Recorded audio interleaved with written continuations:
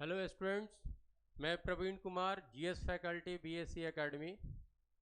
मैं आप लोगों को वैभव 100 स्कॉलरशिप टेस्ट के प्रथम चरण में जो आपकी सफलता मिली है उसके लिए बहुत बहुत बधाई दे रहा हूं। और ये जो आप इसके द्वितीय चरण सेकंड फेज का जो आपने एग्ज़ाम दिया है उसमें आप सफल हों, इसकी शुभकामनाएं दे रहा हूं। और आपके उज्जवल भविष्य के लिए मेरी बहुत बहुत शुभकामनाएं मेरी तरफ से। Thank you. अब इसमें आपने जो एग्ज़ाम दिया है, जीएस सेक्शन के कुल 30 क्वेश्चंस हैं। उन क्वेश्चंस को हम लोग देखेंगे, उन क्वेश्चंस के ऑप्शंस को देखेंगे और सही आंसर को बताते हुए क्वेश्चन को डिस्कस करेंगे। तो पहला क्वेश्चन हम लोग देख रहे हैं, जो आपने एग्ज़ाम दिया है जीएस का पहला क्वेश्चन आपके सामने होगा। जीएस का पहला क्वेश्चन आपके सामने है। ये क्वेश्चन है, वर्ष 2021 के स्वच्छता सर्वेक्षण में किस शहर को प्रथम स्थान प्राप्त हुआ। स्टूडेंट्स, हमारा क्वेश्चन है कि वर्ष 2021 में स्वच्छता का जो सर्वेक्षण हुआ, जो सर्वे हुआ क्लीननेस का, उसमें भारत के किस शहर को पहला स्थान मिला है। भारत के किस शहर को पहला स्थान मिला, ये हमारा क्वेश्चन है। हम लोग देखेंगे वर्ष 2021 के स्वच्छता सर्वेक्षण में किस शहर को प्रथम स्थान प्राप्त हुआ। स्टूडेंट्स, आपका ये आंसर होगा इंदौर। बी आंसर हम लोग का होगा, जिसमें बी आंसर होगा हमारा, बी आंसर हम लोग का होगा इंदौर।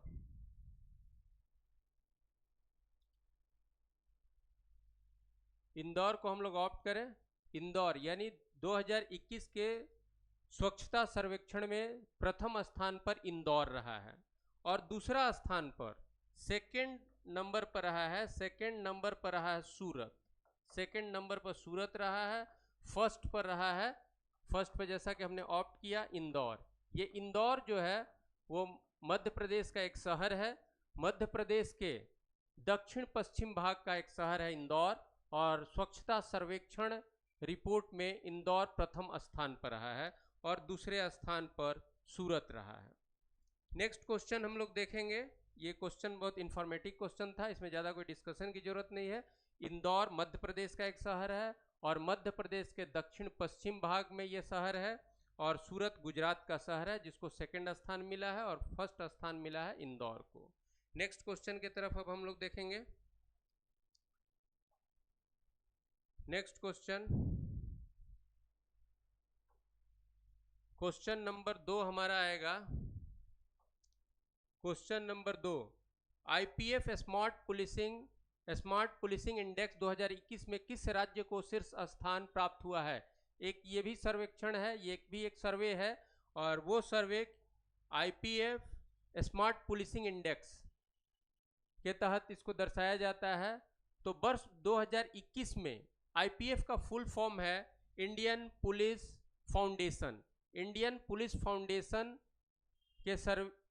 के सर्वे में स्मार्ट पुलिसिंग के आधार पर प्रथम स्थान भारत के किस राज्य को मिला है, ये हम लोग का क्वेश्चन है। तो आईपीएफ स्मार्ट पुलिसिंग इंडेक्स 2021 में आपको आंध्र प्रदेश को पहला स्थान मिला है। तो आंध्र प्रदेश हमारा ये ए ऑप्शन पर है। आंध्र प्रदेश को हमारा पहला स्थान मिला है स्मार्ट पुलिसिंग इंडेक्स में। आंध्र प्रदेश को पहला स्थान मिला है। स्मार्ट, इसको याद रखेंगे और भी आपके कमिंग एग्जाम्स के लिए इंपॉर्टेंट क्वेश्चन है। ये करंट का अच्छा क्वेश्चन है कि आईपीएफ स्मार्ट पुलिसिंग इंडेक्स 2021 में पहला स्थान किस राज्य को मिला है, तो आंध्र प्रदेश को। और स्टूडेंट आप जान लो, इसमें दूसरा स्थान किसको मिला है, तो वो है आपका तेलंगाना को। दूसरा स्थान मिला है, दूसरा स्थान सेकंड पोजीशन जो मिला है, दूसरा स्थान जो मिला है, द्वितीय स्थान सेकंड पोजीशन जो मिला है वो तेलंगाना को मिला है, तेलंगाना को। और प्रथम स्थान जो हमने बताया आंध्र प्रदेश को मिला है। इस इंडेक्स में बिहार का स्थान सबसे नीचे मिला है। बिहार को स्मार्ट पुलिसिंग में जो रैंक मिला है 2021 में आईपीएफ इंडेक्स में, वो सबसे नीचे है।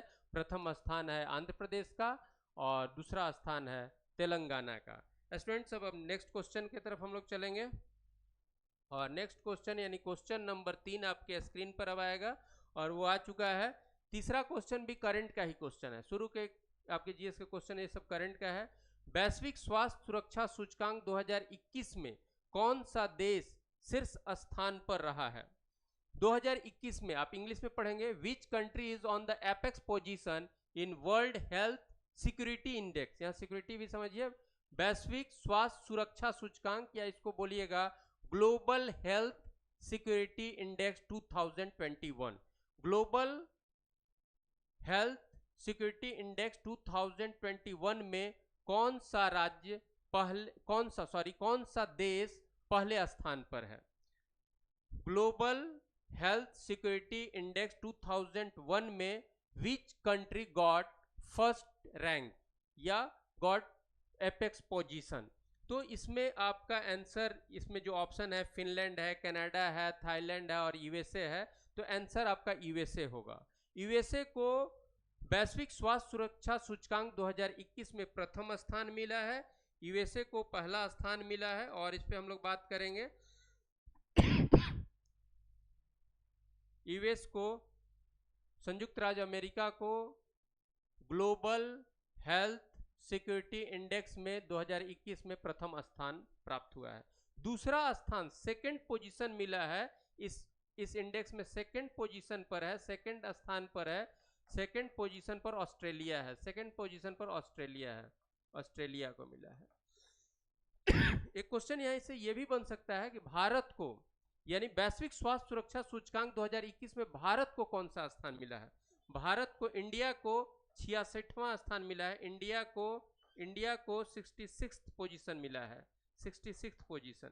और स्टूडेंट आपको बता दें कि ये जो सूचकांक है इसमें कुल कितने देशों को शामिल किया गया है? वर्ल्ड के सभी 195 कंट्री इसमें शामिल है, 195 कंट्री में रैंक किया गया है। और वैश्विक स्वास्थ्य सुरक्षा सूचकांक 2021 में प्रथम स्थान पर एपेक्स पोजीशन पर आपका यूएस है, सेकंड पोजीशन पर ऑस्ट्रेलिया है और 66वां पोजीशन पर आउट ऑफ 195 में 66वां यानी 66th पोजीशन जो है वो हमारे कंट्री को मिला है वैश्विक स्वास्थ्य सुरक्षा सूचकांक 2021 में।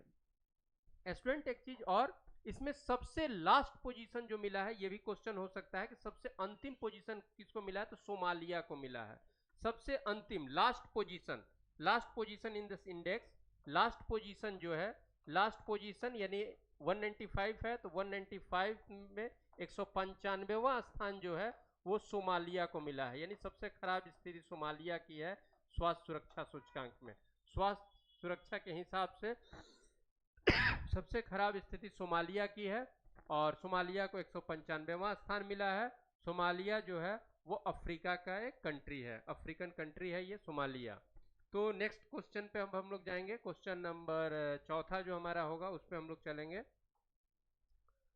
अब चौथा नंबर क्वेश्चन आपके स्क्रीन पर आएगा और ये चौथा क्वेश्चन हम लोग का है, ये भी आपका करंट इवेंट्स का ही क्वेश्चन है।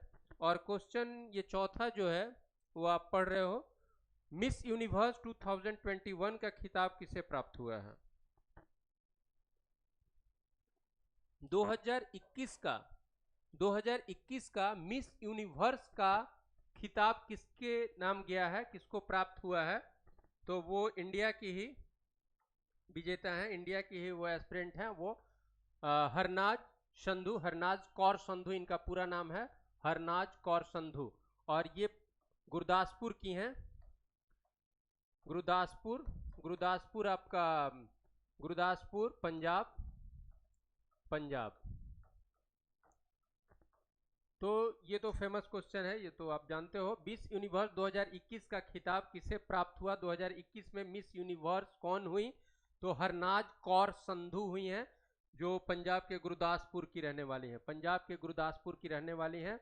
और सेकंड, इसमें फर्स्ट रनर जो है, फर्स्ट रनर इस कंपटीशन की फर्स्ट रनर जो है वो पराग्वे की है, वो नाम आप देख लोगे, पराग्वे की प्रतिभागी हैं। और सेकंड रनर जो है, सेकंड रनर जो है, सेकंड ये पराग्वे की हो गई फर्स्ट रनर, और सेकंड रनर जो है वो साउथ अफ्रीका की है, साउथ अफ्रीका दक्षिण अफ्रीका की। नाम आप देख लेंगे। तो मिस यूनिवर्स 2021 का खिताब हरनाज कौर संधू को, भारत के हरनाज कौर संधू को, जो पंजाब प्रांत के गुरदासपुर की रहने वाली। नेक्स्ट क्वेश्चन की तरफ अब हम लोग चलेंगे, यानी क्वेश्चन नंबर 5वां हम लोगों का होगा। और नेक्स्ट क्वेश्चन आपके सामने स्क्रीन पर। नेक्स्ट क्वेश्चन हम लोग का जो है, टाइटन किस ग्रह का उपग्रह है? Titan, Titan is a satellite of which planet? Titan किस ग्रह का उपग्रह है? ये क्वेश्चन हमारा है। आंसर होगा स्टूडेंट सनी, यानी सैटर्न। इसका आंसर हम लोग का होगा सैटर्न, आंसर होगा सैटर्न। तो टाइटन जो उपग्रह है, टाइटन जो सैटेलाइट है, वो टाइटन जो सैटेलाइट है वो सैटर्न प्लैनेट का सैटेलाइट है। सैटर्न के पास में मोर देन 60 सैटेलाइट्स हैं, 60 से अधिक सैटेलाइट सैटर्न के पास हैं। क्योंकि इधर बहुत से सैटेलाइट्स पता चला है, बहुत से सैटेलाइट्सों का पता चला है। और बहुत पहले जब हम लोग पढ़ते थे तो सबसे ज़्यादा सैटेलाइट किसके पास, तो हम लोग याद करते थे सनी के पास। लेकिन आज के डेट में सबसे ज़्यादा सैटेलाइट किस प्लैनेट के पास है, सौरमंडल के किस प्लैनेट के पास सबसे ज़्यादा उपग्रह है, सैटेलाइट है? तो आंसर होता है जुपिटर के पास। ठीक है। यहाँ हमारा क्वेश्चन था कि टाइटन सौरमंडल का एक उपग्रह है, सौरमंडल का एक सैटेलाइट है, और वो किस प्लैनेट का सैटेलाइट है, ये हमारा क्वेश्चन था। तो क्वेश्चन का आंसर यहाँ हुआ शनि का, यानी टाइटन जो उपग्रह है वो शनि ग्रह का उपग्रह है। और शनि ग्रह के पास 60 से अधिक उपग्रह है, और उसमें एक है टाइटन जो बहुत महत्वपूर्ण है। और एक इंफॉर्मेशन ये भी कि टाइटन जो है वो शनि का सबसे बड़ा उपग्रह है। टाइटन जो है वो शनि ग्रह का सबसे बड़ा उपग्रह है, सबसे बड़ा उपग्रह।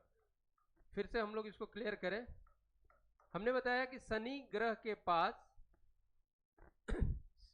के पास 60 से अधिक उपग्रह हैं, और अब तक जो शनि के ज्ञात उपग्रह हैं उसमें सबसे बड़ा कौन है? टाइटन है।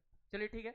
एक क्वेश्चन और भी हमको यहाँ ध्यान में आ रहा है, जो क्वेश्चन पूछता है वो ये है कि सौर मंडल के विभिन्न ग्रहों के पास जो उपग्रह हैं उनमें सबसे बड़ा उपग्रह कौन है? ठीक है। टाइटन जो है शनि का उपग्रह है, और शनि के उपग्रहों में सबसे बड़ा है।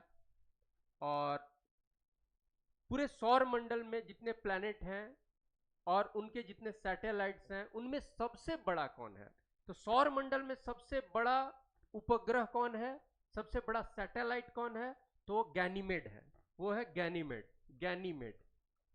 है, गैनीमेड। और गैनीमेड जो है वो किस ग्रह का उपग्रह है? तो ये जुपिटर का है, जुपिटर यानी बृहस्पति का, जुपिटर का है बाबू, जुपिटर का। तो Ganymede is the largest satellite of solar family, और Ganymede is a satellite of Jupiter planet. ठीक है, तो ये जुपिटर का है। तो यहां पर मैं आपको एक सजेस्ट करूंगा कि जैसे विभिन्न जो हमारे प्लैनेट हैं और उससे रिलेटेड जो सैटेलाइट्स का नाम है, अब ये नहीं पूरा नहीं, जो इंपॉर्टेंट नाम है वो सब आप याद रखेंगे। और खास करके ये जो दो हमने टाइटन और गैनीमेड का बात किया ये ज़्यादा इंपॉर्टेंट है। सबसे ज़्यादा किसके पास है अभी? तो अब तक जो ज्ञात है उसके आधार पर सबसे ज़्यादा किसके पास है? तो जुपिटर के पास है। ठीक है। और कौन ऐसे प्लैनेट हैं जिनके पास कोई ग्रह नहीं है, वो भी आपको याद रखना है। तो शुरू का जो आपका बुध और शुक्र है। तो आप ये सब जितना इंफॉर्मेशन है ना सोलर फैमिली का, सोलर सिस्टम का, वो सब थोड़ा एक बार ध्यान से पढ़िए। सूर्य से दूरी के आधार पर ग्रहों की स्थिति, बड़ा के आधार पर ग्रहों की स्थिति, नंबर ऑफ सैटेलाइट के आधार पर ग्रहों की स्थिति, फिर डेंसिटी के आधार पर ग्रहों की स्थिति, ये सब इंफॉर्मेशन को एक बार ध्यान से देखिए। कोई भी कॉम्पिटिटिव एग्जाम में आप जाते हो तो सोलर सिस्टम से रिलेटेड कुछ क्वेश्चंस होते हैं, और वैसा ही एक क्वेश्चन आपके सेट में यहाँ उठाया गया है।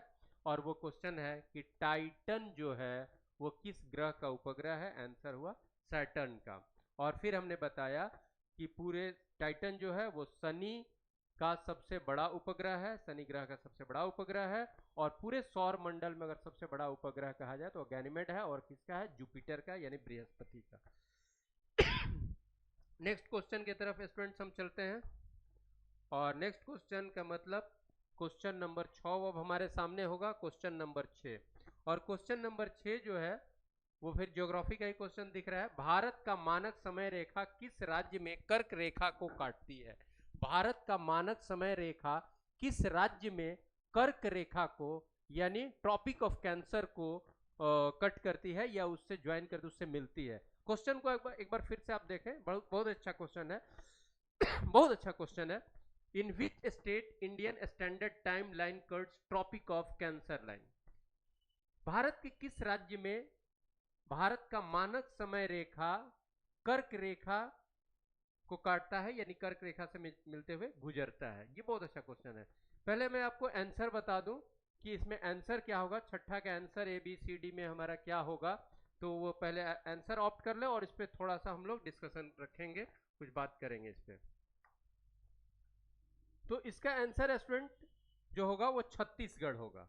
छत्तीसगढ़ यानी एक लाइन में पहले हम लोग ये बात करें कि भारत का मानक समय रेखा छत्तीसगढ़ में कर्क रेखा को काटते हुए गुजरती है यानी कर्क रेखा से मिलती है। ये बहुत अच्छा क्वेश्चन है, आप इसको याद रखेंगे, किसी एग्जाम में आगे भी आपको ये पक्का मिलना ही है, मतलब ये स्टैंडर्ड क्वेश्चन है कि भारत का मानक समय रेखा किस राज्य में कर्क रेखा को काटती है, तो आंसर होगा छत्तीसगढ़। अब इस पे हमने कहा कि कुछ हम लोग बात करेंगे इस पे, क्योंकि यहाँ पर बहुत सारे इंफॉर्मेशन यहाँ है। जैसे क्वेश्चन पहले तो आप देखिए कि भारत का मानक समय रेखा क्या है। भारत का मानक समय रेखा क्या है? तो बाबू समय का जहां भी बात होता है ना, तो वो लॉन्गिट्यूडनल लाइन की बात होती है। लॉन्गिट्यूडनल लाइन यानी देशांतर रेखा। तो किस देशांतर रेखा को भारत का मानक समय रेखा standard timeline of our country लिया गया है? तो वो कौन सा देशांतर रेखा है वो आप जानते होंगे, तो वो आपका है 82.5 डिग्री पूर्वी, 82.5 डिग्री यानी 82 डिग्री 30 मिनट ईस्ट। इसका मतलब क्या हुआ? 82.5 डिग्री 30 मिनट पूर्वी देशांतर को भारत का मानक समय रेखा निर्धारित किया गया है। ठीक है, अब इस पे ज्यादा नहीं, मानक समय रेखा कैसे निर्धारित होता है, क्यों निर्धारित होता है, ये सब बात यह है। आपको मैं शॉर्ट में ये बताऊं कि इस देशांतर रेखा से ही अपने देश का समय निर्धारित किया जाता है, जो लगभग हमारे देश का देशांतरीय विस्तार जो है, जो लॉन्गिट्यूडनल एक्सटेंशन हमारे देश का है, उसका लगभग ये बीच में पड़ता है। ठीक है, 82.5 डिग्री पूर्वी देशांतर, क्योंकि पूरी तरह से हम पूर्वी देशांतर में है, तो पूर्वी देशांतर में जो 82.5 डिग्री का लाइन जो है उसको हम लोग अपना स्टैंडर्ड टाइम लाइन लेते हैं। चलो ठीक है। और 0 डिग्री देशांतर जो है अंतर्राष्ट्रीय मानक समय रेखा है, और उससे हम कहाँ हैं, तो पूरब में 82.5 डिग्री है, और इसलिए हमारा जो समय होता है वो अंतर्राष्ट्रीय मानक समय रेखा के हिसाब से ये जो समय होगा वो 5.5 घंटा हमारा आगे रहता है। ठीक है, यानी लंदन के समय से आपका समय जो होगा 5.5 घंटा आगे है, ये आप जानते हो। अब हमारा क्वेश्चन क्या है? क्वेश्चन है कि भारत का मानक समय रेखा, तो भारत का मानक समय रेखा बाबू क्या है? 82.5 डिग्री पूर्वी देशांतर। और ये किसको काटता है और कहाँ काटता है, ये बात है। तो किसको काटता है? कर्क रेखा को पूछ रहा है कि कर्क रेखा को ये किस राज्य में काटता है। अब कर्क रेखा क्या है? तो कर्क रेखा यानी इंग्लिश में क्या बोलते हैं? Tropic of Cancer. Tropic of Cancer क्या है? अक्षांशीय रेखा है। कौन सा अक्षांशीय रेखा है? 23.5 डिग्री उत्तरी अक्षांश। तो 23.5 डिग्री उत्तरी अक्षांश, 23.5 डिग्री यानी 23 डिग्री 30 मिनट नॉर्थ, ये कर्क रेखा आप जानते हो। अब ये कर्क रेखा भारत, ये जो आपका कर्क रेखा को भारत का मानक समय रेखा किस राज्य में काटेगा, तो वो छत्तीसगढ़। अब मैं आपको थोड़ा शॉर्ट में यहाँ पे ये बता दूं कि आपको याद रखना होगा, ये क्वेश्चन एक बार नहीं बहुत बार पूछा है कि कर्क रेखा भारत के किन किन राज्यों से होकर गुजरता है, तो ये बहुत इंपॉर्टेंट है। कर्क रेखा भारत के किन किन राज्यों से होकर गुजरता है? कर्क रेखा यानी इंग्लिश में ट्रॉपिक ऑफ कैंसर। कर्क रेखा जिन राज्यों से, यानी भारत का जिन राज्यों से होकर गुजरता है, जिन राज्यों से गुजरता है, ये किताब में सब जगह लिखा रहता है, लेकिन आप इसको याद रखिएगा। तो ये आप देखो, हम लोग किसी ऑर्डर में चलेंगे, अक्षांश रेखा तो ऑर्डर में चलेंगे, यानी पश्चिम से पूरब चलो या पूरब से पश्चिम चलो। मान लो पश्चिम से हम लिखते जाएं कि कर्क रेखा किस किस राज्य से होकर गुजरती है, तो पहला होगा, क्योंकि ऑर्डर में भी सजाने के लिए ये दे सकता है, तो पहला जो है गुजरात, गुजरात, गुजरात के बाद कर्क रेखा गुजरात, फिर आपको वो कट कर राजस्थान के निचले छोर से, राजस्थान मैं शॉर्ट में लिख रहा हूँ, और राजस्थान के बाद मध्य प्रदेश एमपी, और मध्य प्रदेश के बाद फिर ये छत्तीसगढ़ से, छत्तीसगढ़, और छत्तीसगढ़ के बाद कर्क रेखा झारखंड, झारखंड, और झारखंड के बाद कर्क रेखा पश्चिम बंगाल, वेस्ट बंगाल, पश्चिम बंगाल, पश्चिम बंगाल, और पश्चिम बंगाल के बाद जो कर्क रेखा जाएगी वो कहाँ, त्रिपुरा, और मैं एकदम ऑर्डर में लिख रहा हूँ, और त्रिपुरा के बाद आपका मिजोरम, मिजोरम। तो कुल 8 राज्यों से भारत के, क्वेश्चन ये भी पूछा है, बहुत बार पूछा है कि भारत के कितने राज्यों से कर्क रेखा गुजरती है, तो 8 राज्यों से आप काउंट करो, 1 2 3 4 5 6 7 और 8। और कौन कौन राज्य हुआ, गुजरात, राजस्थान, मध्य प्रदेश, छत्तीसगढ़, झारखंड, पश्चिम बंगाल, त्रिपुरा और मिजोरम। ये ऑर्डर आप कैसे ऑर्डर हम बोल रहे हैं, पश्चिम से पूरब। तो ये आप याद रखो कि कर्क रेखा इन राज्यों से गुजरती है। चलो ठीक है। अब तो एग्जाम में और भी ज्यादा उस पर जो मुख्य मुख्य शहर होंगे वो भी देख लोगे, तो ये तो कम से कम आपको याद रखना चाहिए। अब हमारा बात है, ये थोड़ा कम लोग याद रखता है कि 82.5 डिग्री पूर्वी देशांतर जो भारत का मानक समय रेखा है, जो ऊपर से नीचे देशांतर हमारा ये रेखा है जिसको हमने अपना मानक समय रेखा माना है, ये किस राज्य से गुजरेगा, तो ये गुजरेगा, यानी आपका स्टैंडर्ड टाइम लाइन जो इंडिया का है वो गुजरेगा, पहले तो यूपी, यूपी से नीचे जाइएगा तो ये एमपी से भी गुजरता है, ये छत्तीसगढ़ से भी गुजरेगा, छत्तीसगढ़ से भी गुजरेगा, और छत्तीसगढ़ के बाद ये उड़ीसा, और उड़ीसा के बाद एकदम ऑर्डर में, नॉर्थ टू साउथ हमने ऑर्डर में लिखा है, और आंध्र प्रदेश, आंध्र प्रदेश, आंध्र प्रदेश, और आंध्र प्रदेश के बाद फिर आप देखोगे तो हिंद महासागर यानी बे ऑफ बंगाल की तरफ हो जाएगा, फिर वो तमिलनाडु की तरफ नहीं, क्योंकि तमिलनाडु हमारा इधर सटा हुआ है, ये आंध्र प्रदेश का उधर से जब लाइन खिंचाएगा तो ये तमिलनाडु में नहीं। तो ये 5 राज्य आप याद रखोगे, ये 5 राज्य हुए, यूपी, एमपी, छत्तीसगढ़, उड़ीसा और आंध्र प्रदेश, जिससे 82.5 डिग्री पूर्वी देशांतर रेखा गुजरती है, यानी भारत का मानक समय रेखा गुजरती है। अब ये यहां से ये जो हमारा कर्क रेखा हो गया, ठीक है, कर्क रेखा जो हो गया 23.5 डिग्री नॉर्थ, और ये जो 82.5 डिग्री वाला 82.5 डिग्री 82.5 डिग्री ईस्ट जो है, ये किस राज्य में मिलता है, भारत के किस राज्य में, तो ये है छत्तीसगढ़। बहुत ही अच्छा क्वेश्चन, बहुत अच्छा क्वेश्चन, आप इसको ध्यान रखोगे, ये बहुत इंपॉर्टेंट क्वेश्चन है। और जो हमने इन्फॉर्मेशन यहाँ पर खास करके दिया कि कर्क रेखा किन किन राज्यों से गुजरती है, और भारत का मानक समय रेखा 82.5 डिग्री देशांतर किन किन राज्यों से गुजरती है, ये बहुत इंपॉर्टेंट है, आप इसको ध्यान में रखोगे, और इससे रिलेटेड जो भी इंफॉर्मेशन है वो याद रखोगे, ऑर्डर याद रखोगे। चलो नेक्स्ट क्वेश्चन की तरफ हम लोग चलते हैं, और नेक्स्ट क्वेश्चन यानी 6ठा नंबर हमारा क्वेश्चन था, 30 जीएस का क्वेश्चन आपको मिला है और जो आपने दिया है एग्जाम, और उसमें 7वां नंबर क्वेश्चन अब हम लोग देखेंगे। 7वां नंबर क्वेश्चन क्या है, देखो क्वेश्चन नंबर 7 अब आपके स्क्रीन पर होगा, और ये 7 नंबर क्वेश्चन जो है ये हिस्ट्री से दिख रहा है। भारत में द्वितीय नगरीकरण का काल किसे कहते हैं, भारत में द्वितीय नगरीकरण का काल किसे कहते हैं, बहुत अच्छा क्वेश्चन है। Which period is referred as second urbanisation period in India, भारत में दूसरी यानी सेकेंड टाइम में अर्बनाइजेशन का पीरियड किसको रेफर करोगे, किसको माना जाता है। देखो स्टूडेंट बड़ी कुल ढंग से, शांत ढंग से इसको समझोगे। भारत की प्राचीनतम सभ्यता के रूप में आप जिसको पढ़ते हो वो सिंधु घाटी सभ्यता, और उसी का नाम है हड़प्पा सभ्यता। चलो ठीक है। अब हड़प्पा सभ्यता के बारे में हम लोग पढ़ते हैं कि हड़प्पा सभ्यता एक नगरीय सभ्यता थी, यानी हमारा जो फर्स्ट सिविलाइजेशन के रूप में जिसको हम लिखते हैं, जो हमारा फर्स्ट सिविलाइजेशन है वही अर्बन सिविलाइजेशन था। तो Harappan civilisation was urban civilisation, Harappa सभ्यता हमारी एक नगरीय सभ्यता थी। अब हड़प्पा सभ्यता के बाद वैदिक काल हमारा आता है, वैदिक सभ्यता आता है, और वैदिक सभ्यता का काल आप देखते हो 1500 ईसा पूर्व से 600 ईसा पूर्व, और ये जो है इसमें यानी ऋग वैदिक काल, उत्तर वैदिक काल के आरंभ और मध्य तक में कोई भी नगरीकरण की बात नहीं हुई थी, यानी नगर की शुरुआत नहीं हुई थी। व्यापार वाणिज्य, नगर किसको कहते हैं, जहां व्यापार वाणिज्य का एक बड़ा केंद्र हो जहाँ व्यापार, जिस जगह पर व्यापार वाणिज्य फ्लॉरिश किया हो, उसको हम लोग नगर कहते हैं।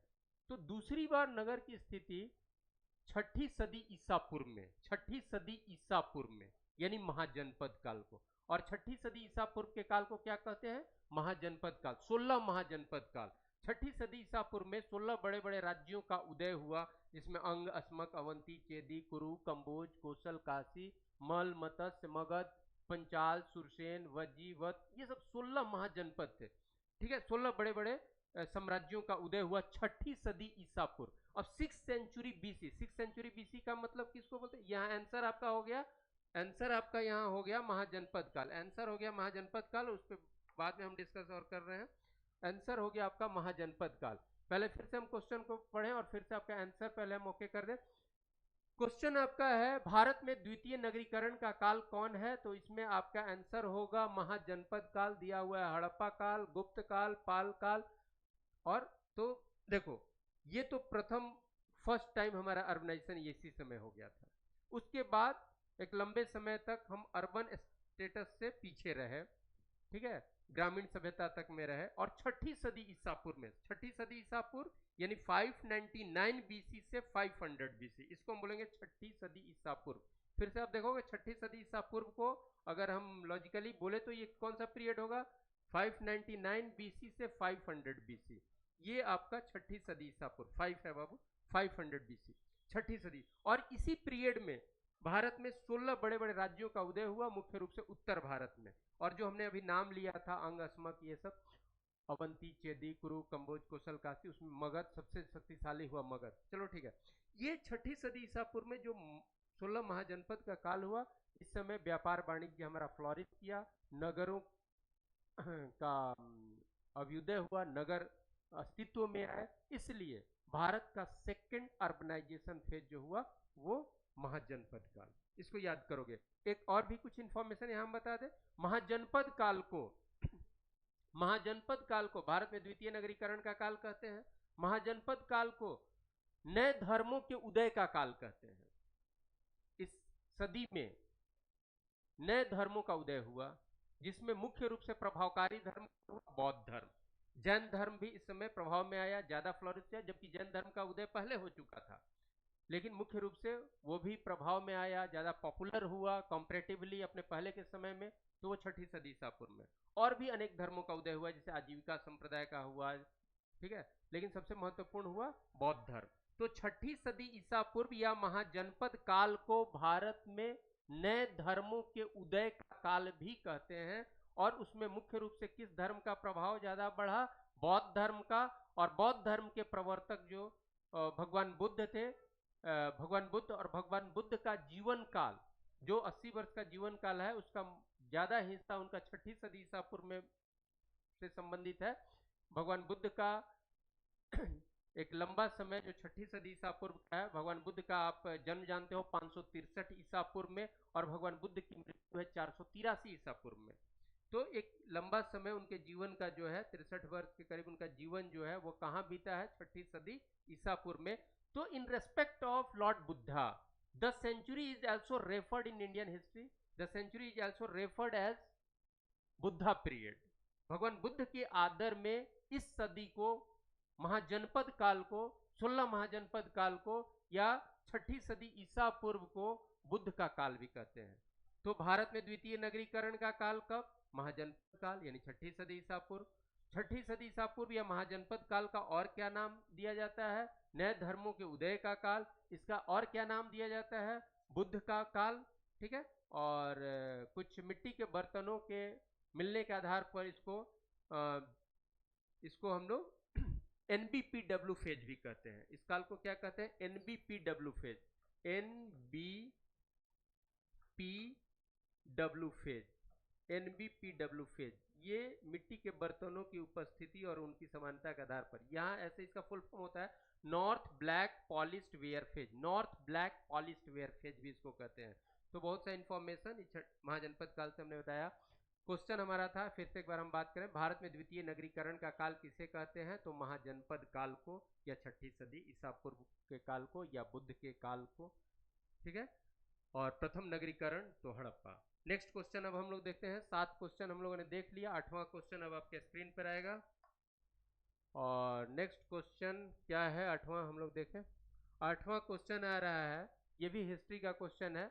गुप्त वंश के समकालीन दक्षिण भारत में निम्न में से कौन वंश था? बहुत ही अच्छा क्वेश्चन है। देखिए ये क्वेश्चन कहीं ना कहीं पूछा हुआ भी है। देखो हिस्ट्री पढ़ते समय हमें कोरिलेट करने आना चाहिए। एक एक बेसिक फीचर्स हमारे पास होना चाहिए कि किस साइड में क्या था, क्या क्रोनोलॉजी था, ठीक है, और क्या प्रभाव पड़ा, क्या मतलब कि उसमें परिवर्तन आया, बहुत सारी चीज जो है और कोरिलेट करने से बहुत सारी चीज हो जाता है। और उसी तरह का ये क्वेश्चन है कि भाई गुप्त काल, तो गुप्त काल को आप जान रहे हो, नॉर्थ इंडिया में गुप्त काल, और गुप्त काल का संस्थापक का नाम आप याद रखे हो, गुप्त काल कब शुरू हुआ वो जान रहे हो, गुप्त काल का अंतिम शासक कौन हुआ, गुप्त काल में और क्या क्या उपलब्धियां प्राप्त हुई, गुप्त काल के का योगदान हमारे इतिहास में क्या रहा है, ये सब बहुत सारी चीज आप करते हो जो इंपॉर्टेंट है गुप्त काल का। यहाँ क्वेश्चन क्या पूछ दिया, जब उत्तर भारत में गुप्त काल था उसके समकालीन, उसके कंटेम्प्रोरी साउथ इंडिया में कौन सा डायनेस्टी चल रहा था, या साउथ इंडिया की किस डायनेस्टी के साथ गुप्त काल का संबंध था, या गुप्त काल के समकालीन साउथ इंडिया में दक्षिण भारत का प्रमुख राजवंश कौन था। बहुत अच्छा क्वेश्चन। देखो इसका आंसर पहले हम लोग बात कर ले, फिर कुछ और बात इस पे हम लोग करेंगे। इसका आंसर हो जाएगा बाबू वकाटक। कहाँ है वकाटक? सी, वकाटक वंश हो जाएगा। इसका आंसर होगा वकाटक डायनेस्टी। गुप्त काल के समकालीन दक्षिण भारत का राजवंश है वकाटक राजवंश। ठीक है। गुप्त काल को मोटा मोटी आप बोल रहे हो तीसरी सदी ईस्वी से, ठीक है, 275 एडी से, कहीं कहीं 250 का भी बात दिया जाता है, 275 एडी से श्रीगुप्त से शुरू होता है, फिर घटोत्कच गुप्त की बात आती है, फिर चंद्रगुप्त प्रथम का बात, फिर समुद्रगुप्त का बात, फिर चंद्रगुप्त द्वितीय का बात। ठीक है, ये नॉर्थ में गुप्त वंश के शासकों का हमने नाम बताया। तीसरी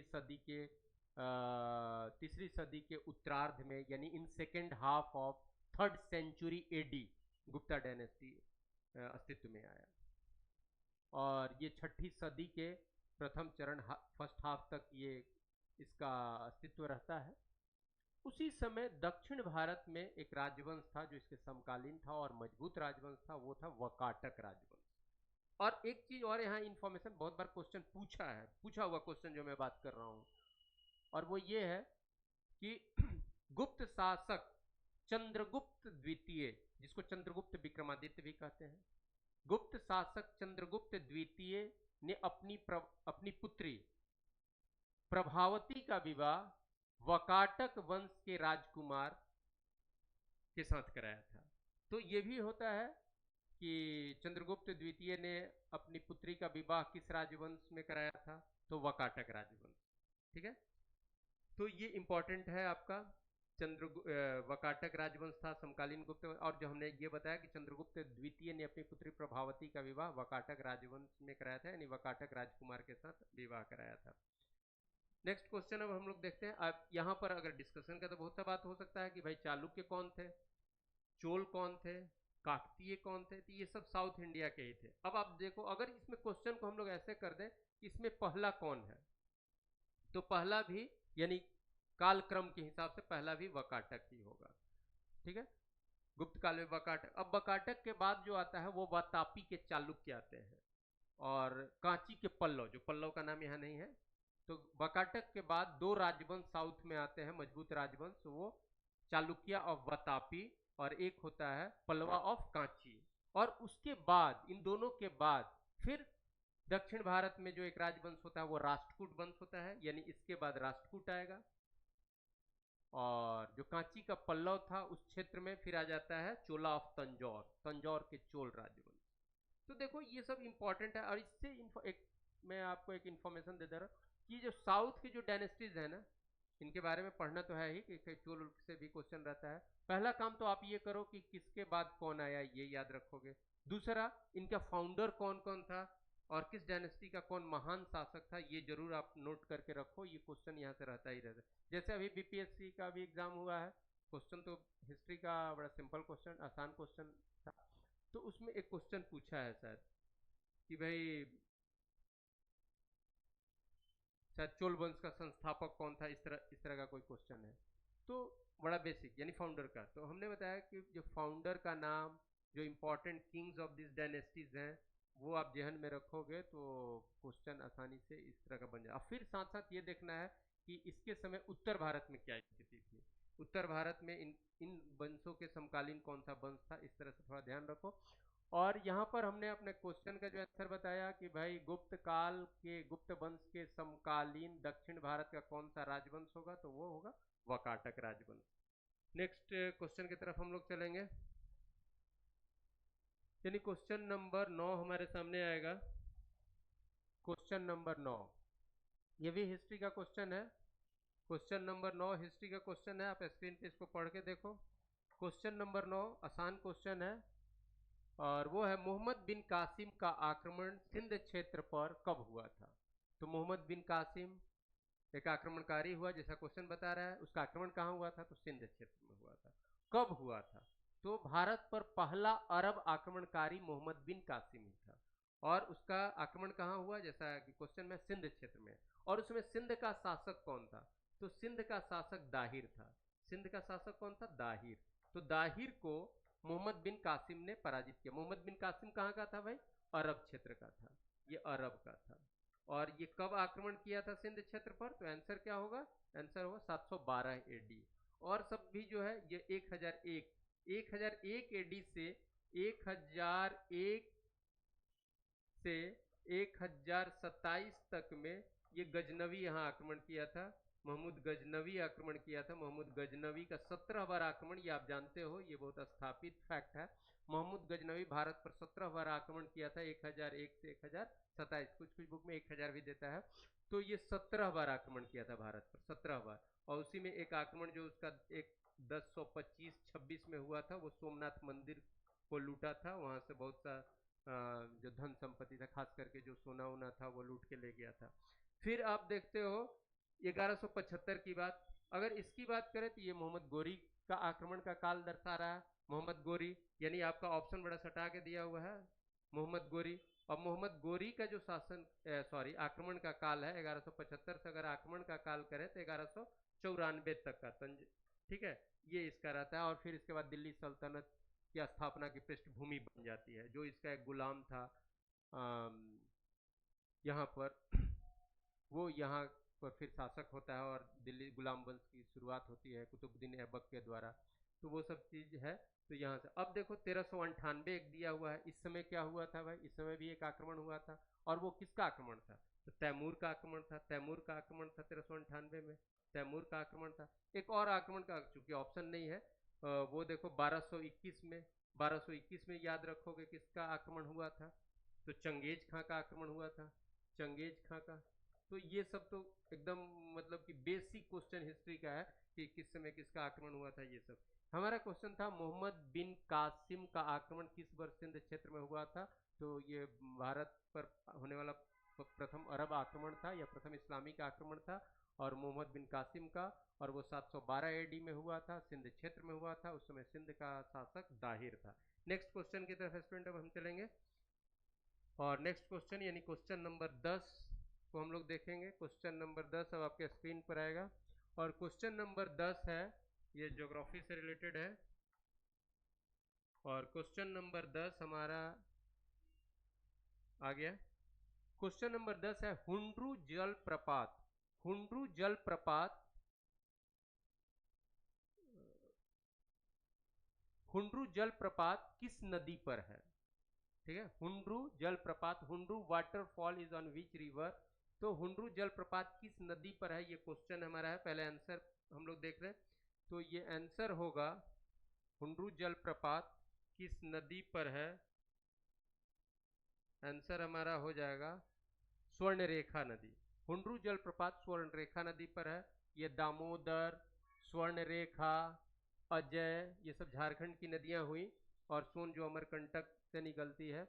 तो हुंड्रू जलप्रपात स्वर्णरेखा नदी पर है, सी आंसर हमारा हो गया। और ये हुंड्रू जलप्रपात कहाँ है, रांची में है, रांची में।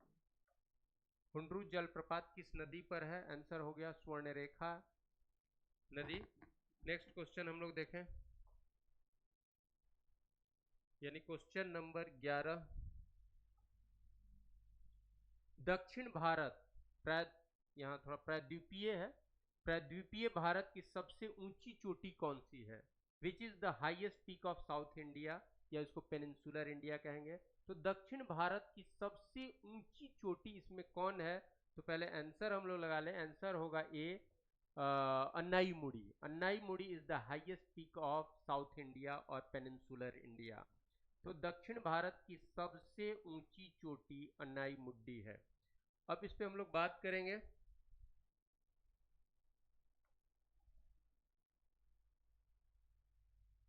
अन्नाईमुड्डी, Anaimudi is the highest peak of South India. अब देखो बाबू, साउथ इंडिया यानी पेनिनसुलर इंडिया, प्रायद्वीपीय भारत जो कहते हैं, तो ज्योग्राफी में के दृष्टिकोण से वो प्रायद्वीपीय भारत जो हमारा है वो पठार है। प्रायद्वीपीय भारत का एक प्राचीन पठार का उदाहरण है, पेनिनसुलर इंडिया प्राचीन पठार का एक उदाहरण है। ठीक है, ये गोंडवाना लैंड का हिस्सा है। अब इस प्रायद्वीपीय प्रायद्वीपीय भारत में जान प्रायद्वीप नाम ही हुआ, यानी तीन तरफ से जल से घिरा हुआ। प्रायद्वीपीय भारत में पूर्वी घाट हुआ, पश्चिमी घाट हुआ। पूर्वी घाट के पूरब में एक्सटेंडेड एक प्लेन है और फिर आपका तट है, तो उसको पूर्व तटीय मैदान कहेंगे। पश्चिमी घाट के पश्चिम में एक एक्सटेंडेड प्लेन है और उसको हम लोग पश्चिम तटीय मैदान कहेंगे और फिर पश्चिम तट हुआ। तो यहाँ पर कह रहा है कि पूरे प्रायद्वीपीय भारत या दक्षिण भारत की सबसे ऊंची चोटी कौन है। देखो, ये पश्चिमी घाट के नीचे में देखोगे, ये पहले तो हमने बताया कि ये भाई पठार है, उसमें तीन पर्वत मुख्य रूप से, तीन पर्वत खंड हैं मुख्य रूप से। वो जो खंड है अन्नामलाई है। अब हम ऑर्डर में लिख रहे हैं north to south. Annamalai, Annamalai एक पर्वत खंड है। उसके बाद अन्नामलाई, इसके बाद आप जाइएगा तो फिर पश्चिमी ये आपका नीलगिरी, नीलगिरी, और फिर आप करोगे तो आ जाएगा कार्डमम हिल, कार्डमम इलायची की पहाड़ी, कार्डमम। तो ये अन्नामुड़ी जो है वो अन्नामलाई की सबसे ऊंची चोटी है और साथ साथ पूरे दक्षिण भारत की सबसे ऊंची चोटी है। ये नीलगिरी की सबसे ऊंची चोटी जो है वो डोडा बेटा है। नीलगिरी की सबसे ऊंची चोटी डोडा बेटा है और नीलगिरी की दूसरी ऊंची चोटी जो है वो माकुर्ती है, माकुर्ती। ये नीलगिरी की दूसरी ऊंची चोटी।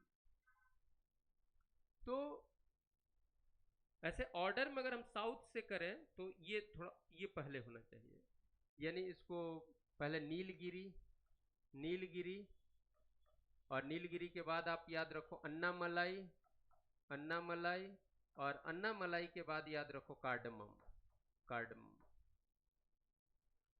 और नीलगिरी की सबसे ऊंची चोटी डोडा बेटा, नीलगिरी की सबसे ऊंची चोटी डोडा बेटा, और नीलगिरी की दूसरी ऊंची चोटी हो गया माकुर्ती, और अन्नामलाई की सबसे ऊंची चोटी अन्नाईमुड़ी। और अन्नाईमुड़ी सिर्फ अन्नामलाई की ही सबसे ऊंची चोटी नहीं है, बल्कि पूरे प्रायद्वीपीय भारत की सबसे ऊंची चोटी है। तो ये जो साउथ में है, फिर वहां का घाट भी आप याद रखोगे, दर्रा सॉरी पास भी याद रखोगे कि किससे पास, दर्रा कहाँ से पास, मैंने गैप किसके बीच में कौन है, किससे किसको जाने का रास्ता मिलता है। तो ये सब बड़ा इंपॉर्टेंट है। नीचे वाला जो पर्वतीय खंड जो है दक्षिण भारत का, वो बड़ा इंपॉर्टेंट, वहां से क्वेश्चन काफी आता है। फिर से हम लोग अपने क्वेश्चन की बात करें, प्रायद्वीपीय भारत की सबसे ऊंची चोटी कौन है, हमारा क्वेश्चन ये था, और क्वेश्चन ये आंसर होगा अन्नाईमुड़ी। अन्नाईमुड़ी किसकी चोटी है, इस तीन खंड में किसकी चोटी है? अन्नामलाई की। और नीलगिरी की सबसे ऊंची चोटी है डोडा बेटा, और नीलगिरी की दूसरी ऊंची चोटी है माकुर्ती। आंसर, क्योंकि पूरे प्रायद्वीपीय भारत का या पूरे दक्षिण भारत का बात कहा गया था, तो ये अन्नामुडी होगा, ए आंसर आपका होगा। नेक्स्ट क्वेश्चन यानी क्वेश्चन नंबर 12 पर हम लोग आएंगे। क्वेश्चन नंबर 12 देखिए, क्वेश्चन नंबर 12 क्या है? फिर ज्योग्राफी का ही क्वेश्चन है। 12 नंबर, प्रायद्वीपीय बंदरगाह, सॉरी पारादीप बंदरगाह, एक बंदरगाह का नाम है, पोर्ट का नाम है, ऊपर में लिखा हुआ है Paradip port is on the coast of which state. Paradip बंदरगाह जो है वो किस राज्य के तट पर है? तो ये आंसर आपका होगा ओडिशा। ये ओडिशा तट पर है। पारादीप जो है, पारादीप एक पोर्ट है, पारादीप एक पोर्ट है और वो ओडिशा के तट पर है। इस पे बात हम लोग करें, ओडिशा तट पे है, यानी पारादीप ओडिशा तट पे है। अब आप देखो, ये बात हो गया पूर्वी तट का। तो पूर्वी तट का पहले तो हम आपको सजेस्ट करेंगे कि पोर्ट का जो ऑर्डर है पश्चिमी तट और पूर्वी तट पर, वो ऑर्डर में आप याद करोगे उत्तर से दक्षिण या दक्षिण से उत्तर, जैसे भी याद करना हो, क्योंकि यहाँ से क्वेश्चन फ्रेम होता है जीएस का। ठीक है, तो इंपॉर्टेंट पोर्ट्स जो हैं वो देखोगे, किस पोर्ट का क्या नेचर है ये देखोगे, और फिर कॉमर्शियल ज्योग्राफी में जाओ, किस पोर्ट से ज़्यादा एक्सपोर्ट इंपोर्ट होता है ये भी बात होती है, कौन ज़्यादा बिजिएस्ट है वो भी क्वेश्चन होता है। पहले यहाँ पर हम लोग पारादीप पोर्ट की बात कर रही हैं, तो पारादीप पोर्ट कहाँ है, तो उड़ीसा तट पे है। चलो बात हो गया। अब इधर आप देख रहे हो तो कलकत्ता का एक बंदरगाह हो गया, कलकत्ता, कोलकाता जो कहोगे, ठीक है, कोलकाता बंदरगाह हो गया। यहाँ पर आपका पारादीप हो गया, पारादीप बंदरगाह हो गया। इससे नीचे जाओ, इंपॉर्टेंट बंदरगाह एक विशाखापत्तनम हो जाएगा जो आंध्र प्रदेश में, विशाखापत्तनम, विशाखापत्तनम पोर्ट जो है आंध्र प्रदेश में, आंध्र प्रदेश में। इसके नीचे आओगे, चेन्नई पोर्ट है, चेन्नई तमिलनाडु में, चेन्नई। फिर इंपॉर्टेंट पोर्ट में एक तूतीकोरन होगा, तूतीकोरन, तूतीकोरिन या तूतीकोरिन, कोरन भी लिखते हैं, या तूतीकोरिन, ये जो है ये भी, ये दोनों कहाँ पर, तमिलनाडु में, ये दोनों तमिलनाडु में। तो इस तरह से ऑर्डर पूर्वी का भी और पश्चिमी तट का भी याद रखिए, और फिर किस तट में कौन सा भाग को क्या बोलते हैं ये सब इंपॉर्टेंट होता है, यहाँ से क्वेश्चन रहता है। चलिए फिर हम बात करते हैं अपने क्वेश्चन का। क्वेश्चन है पारादीप, यहाँ द्वीप नहीं दीप होगा, पारादीप जो बंदरगाह है किस राज्य के तट पर है, तो ओडिशा राज्य के तट पर है। चलिए नेक्स्ट क्वेश्चन की तरफ अब हम लोग चलेंगे। क्वेश्चन नंबर 12 हो गया, 13वां क्वेश्चन हमारे सामने होगा। और 13 number question, question number 13 of your set जो है वो आपके स्क्रीन पर आया। जयप्रकाश नारायण अंतर्राष्ट्रीय हवाई अड्डा किस शहर में है? बड़ा आसान क्वेश्चन है ये, आपके जनरल अवेयरनेस में आप कितना अपने सराउंडिंग के प्रति अवेयर हैं, इस तरह का ये क्वेश्चन है कि आपका अवेयरनेस किस लेवल पर है, क्योंकि आपके आसपास का ये क्वेश्चन है, क्योंकि आपने एग्जाम दे लिया है। जयप्रकाश नारायण अंतर्राष्ट्रीय हवाई अड्डा किस शहर में है, तो ये आंसर आपका होगा बाबू पटना। ये पटना का जो अंतर्राष्ट्रीय हवाई अड्डा है, जो पटना में अंतर्राष्ट्रीय हवाई अड्डा है, उसका नाम है जयप्रकाश नारायण अंतर्राष्ट्रीय हवाई अड्डा। तो जयप्रकाश नारायण अंतर्राष्ट्रीय हवाई अड्डा कहाँ है, तो आंसर आपका सी यानी पटना। तो इस क्वेश्चन से ये आपको संकेत मिलता है कि जो इम्पोर्टेंट एयरपोर्ट्स हमारे हैं विभिन्न शहरों में, उनके नाम पर भी थोड़ा आप सचेत रहें। नाम से भी क्वेश्चन पूछ देता है कि इस शहर के एयरपोर्ट का क्या नाम है। जैसे क्वेश्चन पूछ दिया कि जयप्रकाश नारायण हवाई अड्डा किस शहर में है, आंसर हमारा पटना। अब लखनऊ में जो एयरपोर्ट है, जैसे ऑप्शन है उस पर थोड़ा सा हम लोग बात कर ले। लखनऊ में जो एयरपोर्ट है उसका नाम क्या है? लखनऊ के एयरपोर्ट का नाम है चौधरी चरण सिंह अंतर्राष्ट्रीय हवाई अड्डा। चौधरी चरण सिंह के, जो हमारे नेता चौधरी चरण सिंह, पूर्व प्रधानमंत्री भी रह चुके हैं, चौधरी चरण सिंह के नाम पर है लखनऊ अंतर्राष्ट्रीय हवाई अड्डा का नाम है चौधरी चरण सिंह अंतर्राष्ट्रीय हवाई अड्डा। और फिर वाराणसी, तो वाराणसी में जो पोर्ट है, इंटरनेशनल पोर्ट है, इसका नाम किसके नाम पर है, तो ये हमारे पूर्व प्रधानमंत्री और लाल बहादुर शास्त्री के नाम पर है। लाल बहादुर शास्त्री, लाल बहादुर शास्त्री जी के नाम पर ये है, ठीक है, लाल बहादुर शास्त्री। अब क्या बचा? नागपुर। नागपुर में जो अंतर्राष्ट्रीय हवाई अड्डा है और उसका नाम बाबा भीमराव अंबेडकर के नाम पर है, डॉक्टर अंबेडकर साहब, ठीक है। तो अंबेडकर, डॉक्टर अंबेडकर साहब अंतर्राष्ट्रीय हवाई अड्डा, ठीक है, तो अंबेडकर साहब के नाम पर है। तो लखनऊ इंटरनेशनल एयरपोर्ट का नाम चौधरी चरण सिंह के नाम पर है। वाराणसी इंटरनेशनल पोर्ट का नाम जो है वो लाल बहादुर शास्त्री जी के नाम पर है। और पटना एयरपोर्ट का, इंटरनेशनल एयरपोर्ट का नाम जयप्रकाश नारायण जी के नाम पर है, जो बहुत बड़े समाजवादी लीडर जयप्रकाश नारायण, तो इनके नाम पर है। तो हमारा क्वेश्चन है जयप्रकाश नारायण अंतर्राष्ट्रीय हवाई अड्डा किस शहर में है, तो पटना में। फिर हमने बताया लखनऊ अंतर्राष्ट्रीय हवाई अड्डा किसके नाम पर है, चौधरी चरण सिंह के नाम पर।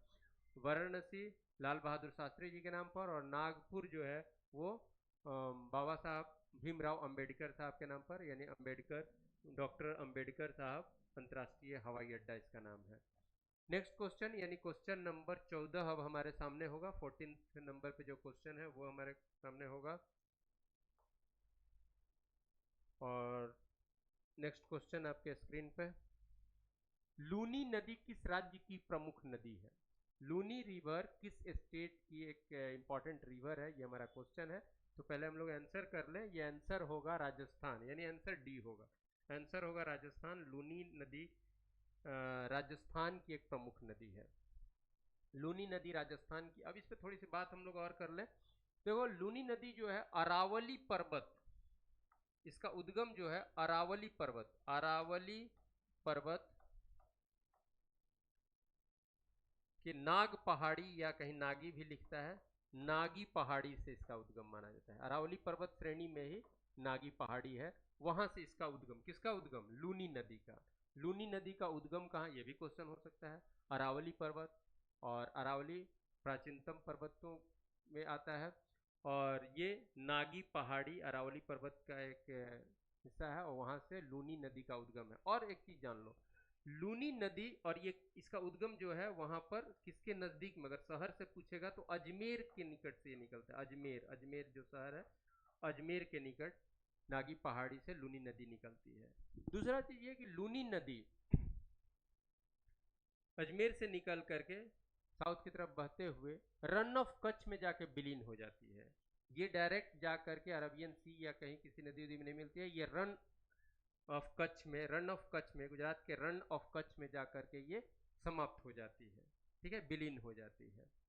दूसरा बात, इसकी लंबाई जो है, लूनी नदी की जो लंबाई है वो बहुत छोटी नदी है। 320 किलोमीटर इसकी लंबाई है, 320 किलोमीटर इसकी लंबाई है। और इस नदी को ये भी कभी क्वेश्चन हो सकता है, ऐसा बहुत इंपॉर्टेंट नहीं, लेकिन कभी पूछ सकता है कि किस नदी को रेगिस्तान की गंगा कहते हैं। ये रेगिस्तान की गंगा किसको कहते हैं, तो इसी लूनी नदी को रेगिस्तान की गंगा, रेगिस्तान ये थार मरुस्थल का क्षेत्र है, तो रेगिस्तान की गंगा किसको कहते हैं, तो लूनी नदी को। ठीक है, और ये जा करके रन ऑफ कच्छ में विलीन हो जाती है। इसकी लंबाई 320 हुआ। ये उद्गम इसका कहाँ, ये सब हम लोगों ने बात किया। और इस तरह से भी देखो, जो हमारा ड्रेनेज सिस्टम है, जो रिवर सिस्टम है जो भारत का, तो उससे जो इम्पोर्टेंट जो हमारे रिवर्स होते हैं उनका कहाँ से उद्गम है, उनका बहाव क्षेत्र कहाँ है, कौन सा उनकी कौन सहायक नदी है, ये सब क्वेश्चन आप याद करो, क्योंकि इस पर ध्यान रखोगे। ज्योग्राफी में ये एक इम्पॉर्टेंट फील्ड बनता है क्वेश्चन के लिए, आपका ड्रेनेज सिस्टम। यहाँ क्वेश्चन हमारा था लूनी नदी किस राज्य की प्रमुख नदी है, आंसर हो गया राजस्थान। और उसके उद्गम से लेकर के वो उसका अंत कहाँ होता है ये हमने बात किया। अब नेक्स्ट क्वेश्चन की तरफ हम लोग आएंगे। क्वेश्चन नंबर 15 अब आपके स्क्रीन पर आएगा। क्वेश्चन नंबर 15, 15 नंबर पर जो हमारा क्वेश्चन है ये भी ज्योग्राफी का क्वेश्चन है। तुलबुल परियोजना किस नदी से संबंधित है? तुलबुल जो मल्टीपर्पज प्रोजेक्ट है वो किस रिवर पर है, तो ये आपका आंसर होगा, जैसे आपका यहाँ पर दिया हुआ है झेलम, रावी, ब्यास, चेनाब, तो झेलम। तुलबुल परियोजना झेलम नदी पर है। तुलबुल परियोजना का है, आंसर होगा बाबू झेलम। आंसर ए आपका हो जाएगा झेलम। झेलम, और कहाँ, जम्मू कश्मीर में। जम्मू कश्मीर में ये प्रोजेक्ट है झेलम नदी पर। तो जो इम्पोर्टेंट प्रोजेक्ट्स हमारे हैं उसका एक लिस्ट आप बना के रखो, और वो प्रोजेक्ट कहाँ पर है, किस रिवर पर है, वो प्रोजेक्ट कब शुरू हुआ ये भी कब से कब, और उसका उद्देश्य क्या है उस प्रोजेक्ट का, सिंचाई के साथ साथ हाइड्रो इलेक्ट्रिसिटी किसके साथ है किसके साथ नहीं है, बहुत सारी बातें हैं। तो ये जो आपके मल्टीपर्पज जो प्रोजेक्ट है उससे क्वेश्चन आता है, और उसी फील्ड से ये क्वेश्चन उठाया हुआ है कि तुलबुल परियोजना किस नदी पर है, तो झेलम नदी, और वो कहाँ है, तो जम्मू एंड कश्मीर में। नेक्स्ट क्वेश्चन यानी क्वेश्चन नंबर 16 अब आपके सामने, भारतीय वन प्रबंधन संस्थान निम्न में से कहाँ है? तो पहले तो आंसर हम लोग देख लें कि ये इसका क्या आंसर होगा। भारतीय वन यानी इंग्लिश में पढ़ो, where is Indian forest management institute. तो फॉरेस्ट मैनेजमेंट इंस्टीट्यूट कहाँ स्थित है, ये बहुत इंपॉर्टेंट क्वेश्चन है। और ये आपका आंसर होगा भोपाल। आंसर होगा आपका भोपाल, यानी आंसर हम लोग का डी होगा भोपाल। भारतीय वन प्रबंधन संस्थान कहाँ पर है? आंसर भोपाल। बहुत इंपॉर्टेंट ये संस्थान है। और इसके साथ एक चीज और बता दें, इसी तरह का मिलता हुआ भारतीय वन अनुसंधान यानी रिसर्च अनुसंधान संस्थान कहाँ है, ये अगर क्वेश्चन आ जाए, क्योंकि दोनों का नाम एकदम मिल रहा है, बस वहां पर है प्रबंधन, यहाँ है अनुसंधान, तो ये देहरादून में है। और उस तरह का एक ऑप्शन भी दिया हुआ था देहरादून, देहरादून भी ऑप्शन था, लेकिन देहरादून में भारतीय वन प्रबंधन संस्थान नहीं है, देहरादून में भारतीय वन अनुसंधान संस्थान है, ये याद रखिएगा। तो एक चीज़ मैं आपको सजेस्ट कर दूं कि ICAR से रिलेटेड जो फैक्ट्स कुछ है, उससे रिलेटेड जो अनुसंधान संस्थान है वो कहाँ पर कब स्थापित, ये सब क्वेश्चन भी आपका रहता है। और फॉरेस्ट से रिलेटेड भी जो कुछ इस तरह के जो हमारे संस्थान है उससे रिलेटेड भी क्वेश्चन होता है। ICAR का मतलब होगा Indian council of agriculture research, ठीक है। तो उससे रिलेटेड जो कुछ हमारे रिसर्च सेंटर्स हैं वहाँ का क्वेश्चन, फॉरेस्ट से संबंधित जो कुछ इंस्टीट्यूशंस हैं उससे रिलेटेड क्वेश्चन ये GS में संभावना बढ़ता है इनके बारे में। तो उसी तरह का ये क्वेश्चन उठाया हुआ है कि भारतीय वन प्रबंधन संस्थान कहाँ स्थित है, तो भोपाल में। और हमने एक एडिशनल चीज़ बताया कि भारतीय वन अनुसंधान संस्थान कहाँ है, तो देहरादून में। नेक्स्ट क्वेश्चन की तरफ हम लोग देखेंगे। क्वेश्चन नंबर 17 अब हमारे स्क्रीन पर आएगा। क्वेश्चन नंबर 17,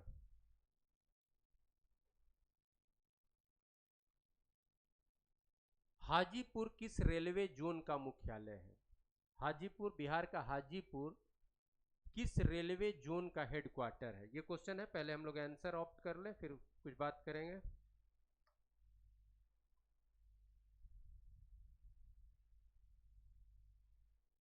हाजीपुर जो है ईस्ट सेंट्रल रेलवे जोन का हेडक्वार्टर है। हाजीपुर जो हेडक्वार्टर है, हाजीपुर जो हेडक्वार्टर है हमारा east central railway, east central railway का। हाजीपुर पूर्व मध्य रेलवे का हेडक्वार्टर, हाजीपुर में पूर्व मध्य रेलवे जोन का मुख्यालय है। अब है सेंट्रल रेलवे। अब जो है यहाँ पर ऑप्शन उसको मैं बता दे रहा हूँ। सेंट्रल रेलवे का मुख्यालय कहाँ है, तो मुंबई है। मुंबई में 2 जोन का है, यहाँ पर सेंट्रल रेलवे का भी वहाँ है। इसका तो हाजीपुर आप जान गए। और है ये उत्तर मध्य रेलवे, इसका कहाँ है, तो इलाहाबाद, जो प्रयागराज आप बोलोगे, इलाहाबाद। और उत्तर पूर्वी रेलवे का मुख्यालय, उत्तर पूर्वी रेलवे जोन का मुख्यालय कहाँ है, तो गोरखपुर। और इस तरह से ये भी थोड़ा सा है तो याद करना पड़ता है, लेकिन इसको आप याद रखोगे कि कभी कभी क्वेश्चन यहाँ से उठता ही है। कितने रेलवे जोन्स हैं, किस रेलवे जोन का कहाँ मुख्यालय है। और कभी स्टेट से रिलेटेड अगर जा रहे हो, जैसे बिहार का कोई एग्ज़ाम देने जा रहे हो BPSC का, ये तो बिहार में जो हमारा रेलवे का जो विस्तार है वहाँ पर कौन कौन रेलवे जोन का डिवीज़न है, ये सब भी क्वेश्चन आता है, ठीक है। यहाँ हमारा क्वेश्चन है हाजीपुर किस रेलवे जोन का मुख्यालय है, यानी हाजीपुर में किस रेलवे जोन का मुख्यालय है, तो आंसर हो गया ईस्ट सेंट्रल रेलवे का। और आंसर बी हो गया। बाकी जो ऑप्शन दिया हुआ था तो उनका मुख्यालय कहाँ है वो भी हमने बताया। अब नेक्स्ट क्वेश्चन की तरफ, यानी क्वेश्चन नंबर 18 अब हमारे स्क्रीन पर आएगा। क्वेश्चन नंबर 18, क्वेश्चन नंबर 18 ये भी ज्योग्राफी का क्वेश्चन है। बुशमैन जनजाति जो है, बुशमैन ट्राइब जो है, वो कहाँ की जनजाति है, किस क्षेत्र में ये जनजाति मिलती है, ठीक है, बुशमैन जनजाति। तो बुशमैन, और एक चीज़ मैं आप लोग को यहाँ बता देना चाह रहा हूँ, अगर आप पहले से जनरल स्टडी के से जुड़े हुए हो, इसमें कुछ स्टडी रखे हो, सीरियस ढंग से कुछ दिन से जान रहे हो, तो आपको समझ में आ रहा होगा कि ये सब जो क्वेश्चन है वो जो एक तरह से GS के लिए जो नोटिफाइड फील्ड है वहीं से उठाया गया है। GS में ये नहीं होता कि कहीं से कहीं कुछ पूछ दिया जाता है। ये मत समझो कि GS एकदम अथाह है, इसका कोई सीमा ही नहीं है, कहीं से कुछ पूछ दो GS में तो आ जाएगा, ऐसा कुछ नहीं होता है। GS का भी एक सीमा है, फील्ड्स हैं, कहाँ कहाँ से हो सकता है, ये हमको पहचानने की ज़रूरत होती है। और इसके लिए तो खैर एक्सपीरियंस की बात होती है, और इसीलिए आपको कोई ना कोई गाइड आपको चाहिए। ठीक है, स्टडी तो आप ही को करना है, मेहनत आप ही को करना है, लेकिन एक गाइड तो चाहिए ही आपको। क्योंकि मैं एक बार आप लोग से शायद मुखातिब हुआ था, मैं बताया भी था कि जीएस में देखो, क्या पढ़ना है से ज़्यादा जरूरी ये जानना है कि क्या छोड़ना है। तो ये ऐसा नहीं है कि ये कहीं से कुछ उठा करके पूछ दिया गया। तो जो वर्ल्ड के इंपॉर्टेंट ट्राइब्स हैं और उनका लोकेशन, ये जीएस का एक फील्ड बनता है। और ये जब हम लोग नेचुरल रीजन्स पढ़ते हैं, पूरे वर्ल्ड को नेचुरल क्लाइमेटिक रीजन्स बोलो या नेचुरल रीजन, क्लाइमेटिक रीजन में जब बांट करके पूरे वर्ल्ड को पढ़ते हो, अलग अलग विद्वानों ने अलग अलग तरीके से पूरे वर्ल्ड को नेचुरल रीजन्स में बांटा है। सबसे पहले बांटने वाले जो थे 1905 में प्रोफेसर हर्बर्टसन साहब ने बांटा था। ठीक है, तो उन्होंने 12 नेचुरल रीजन बनाया था। किसी किसी किताब में उसको कम करके भी बताया जाता है, 2 को एक्यूमुलेट करके। तो 12 नेचुरल रीजन में तो बहुत सारे 12 का नाम फिर बताना है यहाँ पर तो क्लास ही हो जाएगा। तो उसी तरह में आपको जब नेचुरल रीजन में जाओगे ना, तो वहाँ पर बात की जाएगी कि वहाँ का वेजिटेशन कैसा है, वहाँ के इनहेबिटेंट्स का क्या कुछ नेचर होता है, कुछ खास विशेषता होता है। उसी तरह से कुछ ट्राइब्स किस किस रीजन में मिलते हैं, तो वहाँ पर ये बात होती है। यहाँ पर वैसा ही ये क्वेश्चन उठाया है, बुशमैन जनजाति कहाँ की जनजाति है। अब ऑप्शन में देखो बाबू क्या क्या है, Kalahari desert, Arab desert, Pamir region, Egypt. Option कहीं डेजर्ट रीजन को दिया गया है कहीं।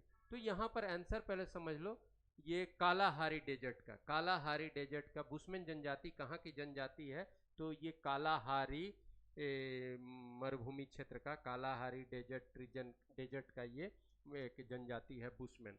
बुशमैन कहाँ की जनजाति है ये हम लोग को देखना है। क्वेश्चन शायद हमारा, एक मिनट, क्वेश्चन 18 आ गया। पहले आंसर हम लोग कर ले, कालाहारी डेजर्ट। अब ये कालाहारी डेजर्ट कहाँ है? कालाहारी डेजर्ट जो अफ्रीका महादेश के दक्षिणी भाग में जाओगे, मैं ऐसा नहीं बोल रहा हूँ कि दक्षिण अफ्रीका, दक्षिण अफ्रीका एक देश है, मैं बता रहा हूँ अफ्रीका महादेश के दक्षिणी भाग में जो डेजर्ट एक उपलब्ध है, जो एक मरुभूमि है, उसका नाम है कालाहारी डेजर्ट।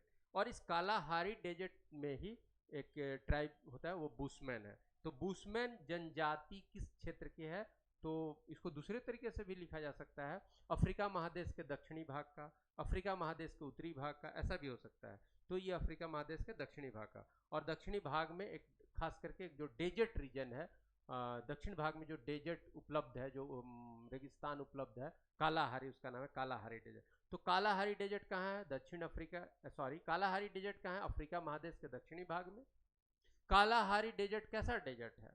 तो ऑब्वियस है कि आप अफ्रीका का जो ग्लोब पर स्थिति देख रहे हो, इक्वेटर के पास में देख रहे हो, तो ये क्या है? ट्रॉपिकल डेजर्ट है। ये कैसा है? ट्रॉपिकल डेजर्ट है, यानी गर्म है, गर्म और शुष्क। तो ये कालाहारी डेजर्ट ट्रॉपिकल डेजर्ट है।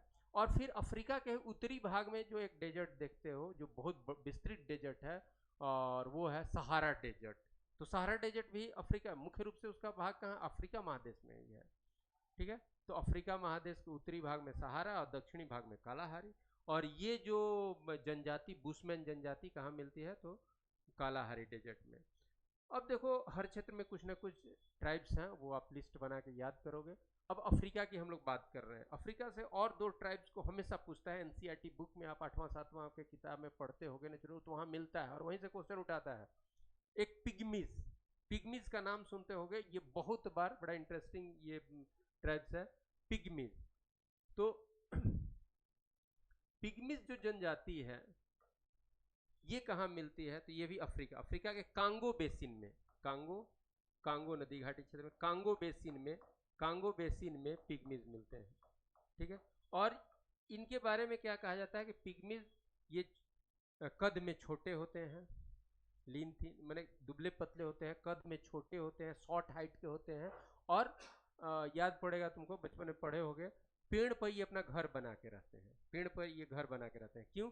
कि भाई इक्वेटोरियल फॉरेस्ट रीजन में जाओगे, हमेशा दलदल रहता है, बड़ा डेंस फॉरेस्ट रहता है, नीचे रहने की स्थिति ठीक नहीं रहती है, और ये जो ट्राइब्स होते हैं वो पेड़ पर घर बना के रहते हैं।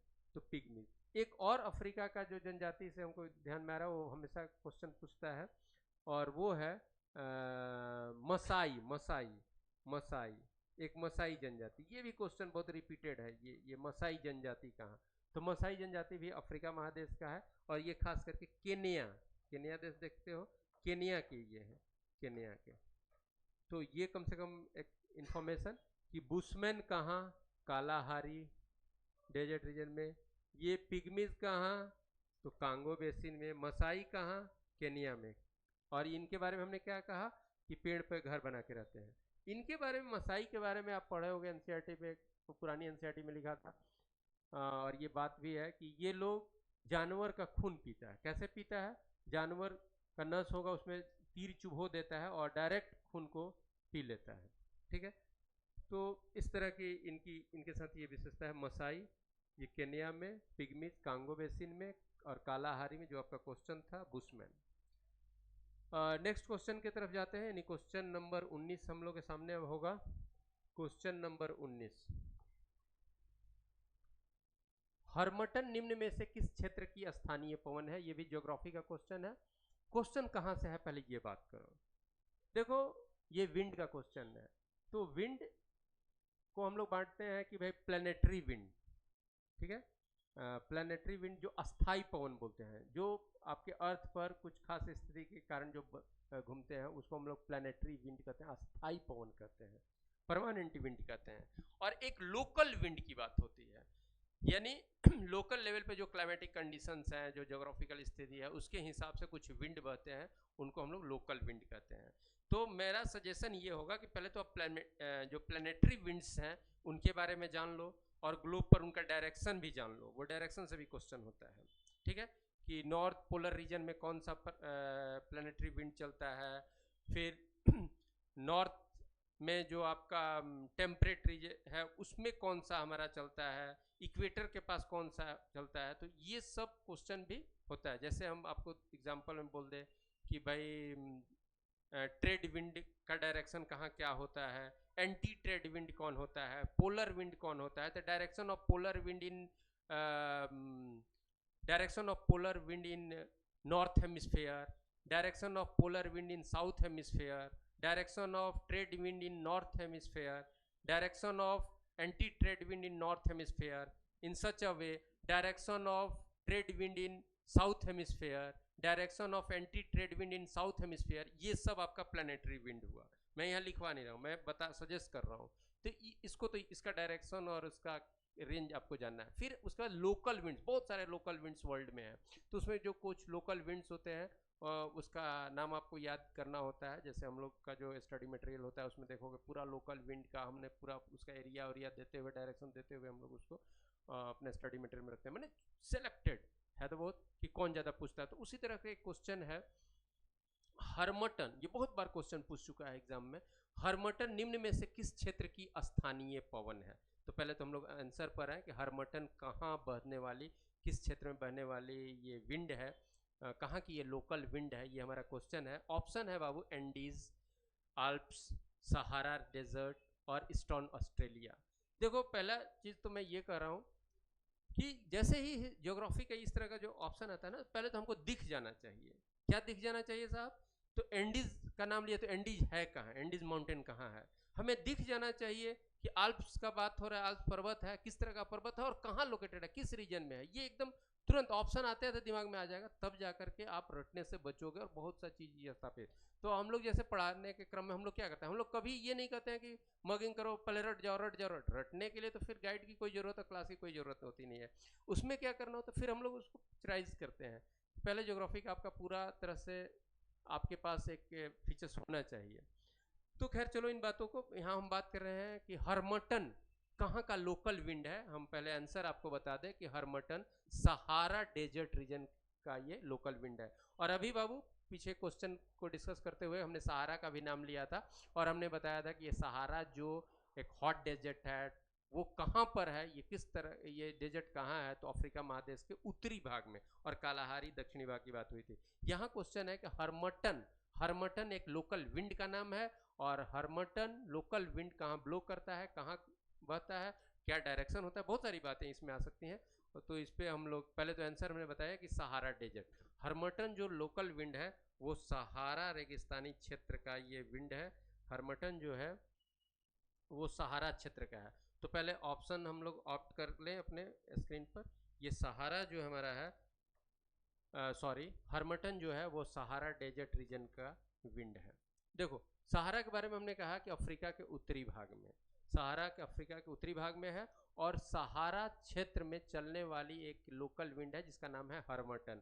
और हर्मटन का जो डायरेक्शन है वो ईस्ट टू वेस्ट है, यानी हर्मटन जो स्थानीय पवन है वो अफ्रीका के उत्तरी भाग में पूरब से पश्चिम की ओर ये बहती है। या फिर आपको कह सकता है कि हर्मटन का बहाव क्षेत्र क्या है, किधर से किधर यह है, तो उत्तर पूर्व अफ्रीका, उत्तर पूर्व अफ्रीका से उत्तर पश्चिम अफ्रीका के क्षेत्र में। चलो ठीक है, उत्तर पश्चिम में अफ्रीका का हो गया तो यहाँ फिर कोस्टल रीजन होगा, कोस्ट होगा यानी तट होगा। और यहाँ कौन सा महासागर है? यहाँ अटलांटिक महासागर है, अटलांटिक महासागर है, अटलांटिक महासागर, तो ये यहाँ जाता है। और ये कैसा विंड है, पहले इसका नेचर इस हर्मटन का, मैं किसकी बात कर रहा हूँ, हर्मटन जो ये लोकल विंड है कैसा है, तो ये गर्म है और शुष्क है, गर्म है और शुष्क है। क्यों भाई? क्योंकि ये डेजर्ट ही जो है वो हॉट डेजर्ट है। डेजर्ट का मतलब क्या होता है? लैक ऑफ वेजिटेशन, जहां वनस्पति का अभाव है वो डेजर्ट है। और डेजर्ट हमेशा गर्म ही होगा। डेजर्ट का मतलब हमेशा, डेजर्ट सिर्फ करने से वो बालू बालू मत समझो, वो मत समझो कि हमेशा डेजर्ट क्या होता है, कोल्ड डेजर्ट भी हो सकता है जहाँ वनस्पति नहीं है। वहाँ वनस्पति क्यों? क्योंकि वहाँ बहुत नहीं है। क्यों? क्योंकि वहाँ बहुत ज़्यादा ठंडा पड़ा है, वहाँ भी रेनफॉल नहीं है, ठीक है, तो वहाँ भी वनस्पति, तो वो शीत डेजर्ट होता है, शीत मरुस्थल होता है, कोल्ड डेजर्ट होता है। जो हमारे पोलर रीजन में या साइबेरियन रीजन में हो तो कोल्ड डेजर्ट हो गया। ये कैसा डेजर्ट है? ये जो अफ्रीका में जो डेजर्ट मिलता है कैसा, हॉट डेजर्ट है। हॉट है तो डेजर्ट है, तो डेजर्ट है का मतलब क्या, वेजिटेशन नहीं है। वेजिटेशन की कमी के साथ साथ क्या है, तो वेजिटेशन नहीं होने का सबसे बड़ा कारण क्या है, हमारा रेनफॉल की कमी है, रेनफॉल की कमी, वर्षा की कमी है, ठीक है। तो ये कैसा है, चूंकि ट्रॉपिकल रीजन का बात है तो गर्म है और शुष्क है, बारिश तो है नहीं तो उसमें ह्यूमिडिटी नहीं है, शुष्क, गर्म और शुष्क हवा, काफ़ी ये बहुत अच्छा हवा नहीं लगेगा। लेकिन यही हवा जब यहाँ पहुँचता है कोस्टल रीजन में, जहाँ पर गर्म है और ह्यूमिड टेम्परेचर है, यहाँ वो ह्यूमिडिटी बहुत ज़्यादा है, वहाँ ये जब हवा पहुँचता है ना तो वहाँ के लोगों के लिए बड़ा प्लीजेंट कंडीशन ला देता है, ठीक है, आनंदायनी कंडीशन ला देता है। उनका जो वहाँ आर्द्रता है उस आर्द्रता को कम करता है, यानी ज़्यादा आर्द्र हो जाना, ज़्यादा ह्यूमिड हो जाना भी हमारे हेल्थ के लिए सही नहीं होगा। तो यहाँ कोस्टल रीजन में बहुत ह्यूमिड कंडीशन रहता है। और यहाँ पर ये जब पहुँचता है, यहाँ जब ये पहुँचता है तो ये चूंकि ड्राई होता है तो यहाँ के वायु की ह्यूमिडिटी को कम करता है और फिर यहाँ के लिए स्वास्थ्यवर्धक साबित होता है हर्मटन, ठीक है। इसलिए हर्मटन को डॉक्टर विंड भी कहते हैं। इसको हर्मटन को क्या कहते हैं, इसको डॉक्टर विंड भी कहते हैं, डॉक्टर विंड भी इसको कहते हैं, डॉक्टर विंड भी इसको कहते हैं, ठीक है। अब नेक्स्ट क्वेश्चन की तरफ हम लोग चलेंगे और क्वेश्चन नंबर 20 अब हम लोग के सामने होगा। नेक्स्ट क्वेश्चन, क्वेश्चन नंबर 20, ये भी आपका ज्योग्राफी का क्वेश्चन है और क्वेश्चन हमारा ये है कि स्वेज कैनाल कहाँ है, स्वेज कैनाल कहाँ है। तो पहले आंसर पे हम लोग आए कि स्वेज कैनाल इन जो हमारा ऑप्शन दिया है, United kingdom, USA, Mexico, Egypt, इसमें कहाँ पर है स्वेज कैनाल। तो स्वेज कैनाल कहाँ है, आंसर करोगे तो स्वेज कैनाल इजिप्ट यानी मिस्र में है। ये मिस्र भी अफ्रीका के उत्तर पूर्व में, ये मिस्र एक देश है और वहाँ पर स्वेज कैनाल, एक नहर बनाया गया है जिसको हम लोग बोलते हैं स्वेज कैनाल। इस नहर के बनाने का उद्देश्य क्या है, तो समुद्री मार्ग को कम करना, ठीक है, मैंने मार्ग को छोटा करना, ठीक है, ट्रेड को ज़्यादा बढ़ाना, किसके साथ ये आप समझोगे। अब देखो मैं शॉर्ट में बता रहा हूँ कि लाल सागर, रेड सी जो है अफ्रीका को एशिया से अलग करता है और मेडिटेरेनियन सी जो है, जो भूमध्य सागर है, वो अफ्रीका को यूरोप से अलग करता है। ये जो स्वेज नहर है ना, ये लाल सागर जो रेड सी हमारा है, रेड सी, यहाँ पर इजिप्ट हो गया और यहाँ पर आपका भूमध्य सागर है, भूमध्य सागर, और इसके ऊपर यूरोप हो गया, इधर आपका अफ्रीका हो गया, इधर आपका एशिया हो गया, एशिया हो गया। तो हमने क्या बताया, ये जो लाल सागर है, रेड सी, लाल सागर जो है वो अफ्रीका को किससे अलग करता है, एशिया से। ये भूमध्य सागर जो है अफ्रीका को किससे अलग कर रहा है? यूरोप से। और ये यहाँ पर जो इजिप्ट है, ये जो मिस्र है, मिस्र को ही काट करके यहाँ पर एक नहर बनाया गया है, उसका नाम है स्वेज कैनाल। और इस स्वेज कैनाल के कारण क्या हो, इससे फायदा क्या होता है कि हम यहाँ से एशिया से आए, स्वेज कैनाल वाला रास्ता पकड़े और तुरंत भूमध्य सागर में पहुंच गए, यानी यूरोप के नज़दीक पहुंच गए। तो ये जो रूट जो हमारा कि पूरा अफ्रीका का चक्कर लगा के अटलांटिक को नीचे से पहुंचते हुए यहाँ जो पहुंचते, ये बहुत शॉर्ट पड़ जाता है। तो स्वेज कैनाल कहाँ है? तो मिस्र में। और स्वेज कैनाल किसको जोड़ता है, ये क्वेश्चन है। तो लाल सागर से भूमध्य सागर को जोड़ता है, लाल सागर से भूमध्य सागर को जोड़ता है। और बाकी लोकेशन हमने बताया, आप मैप पे भी देखोगे। तो हमारा क्वेश्चन था। अब इसी तरह का एक क्वेश्चन, पनामा, पनामा जो नहर है वो कहाँ? तो भाई वो कैरेबियन जो सागर है अटलांटिक ओशियन में, ठीक है। तो वहाँ पनामा से कैनाल बना दिया गया, तो सीधे पैसिफिक में आप चले गए, तो वो भी रूट को बहुत शॉर्ट कर देता है, और वहाँ से भी इंटरनेशनल ट्रेड रास्ता बहुत बनता है। तो ये सब इम्पॉर्टेंट है। तो ये तो इम्पॉर्टेंट है, स्वेज कैनाल, पनामा कैनाल। उसके अलावा भी जो छोटे छोटे हमारे जो कैनाल्स हैं, उसका लिस्ट बना के आप याद रखोगे। क्वेश्चन हमारा था स्वेज कैनाल कहाँ है? आंसर होगा इजिप्ट, मिस्र। नेक्स्ट क्वेश्चन की तरफ चलेंगे, यानी क्वेश्चन नंबर 21 अब हम लोग के सामने होगा। इनमें से किसकी संख्या को परमाणु संख्या कहते हैं? ये साइंस का बेसिक क्वेश्चन है। एटॉमिक नंबर, किसके नंबर को एटॉमिक नंबर कहते हैं? तो number of proton is referred as atomic number of an element. तो प्रोटॉन को परमाणु संख्या या एटॉमिक नंबर कहते हैं।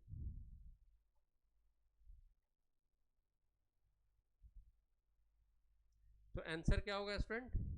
Proton, proton. अब आप जानते हो किसी भी एलिमेंट का जो एटम होगा, एटम का दो पार्ट होता है, एटम का दो पार्ट होता है, ठीक है। एक न्यूक्लियस और एक आउटर पार्ट।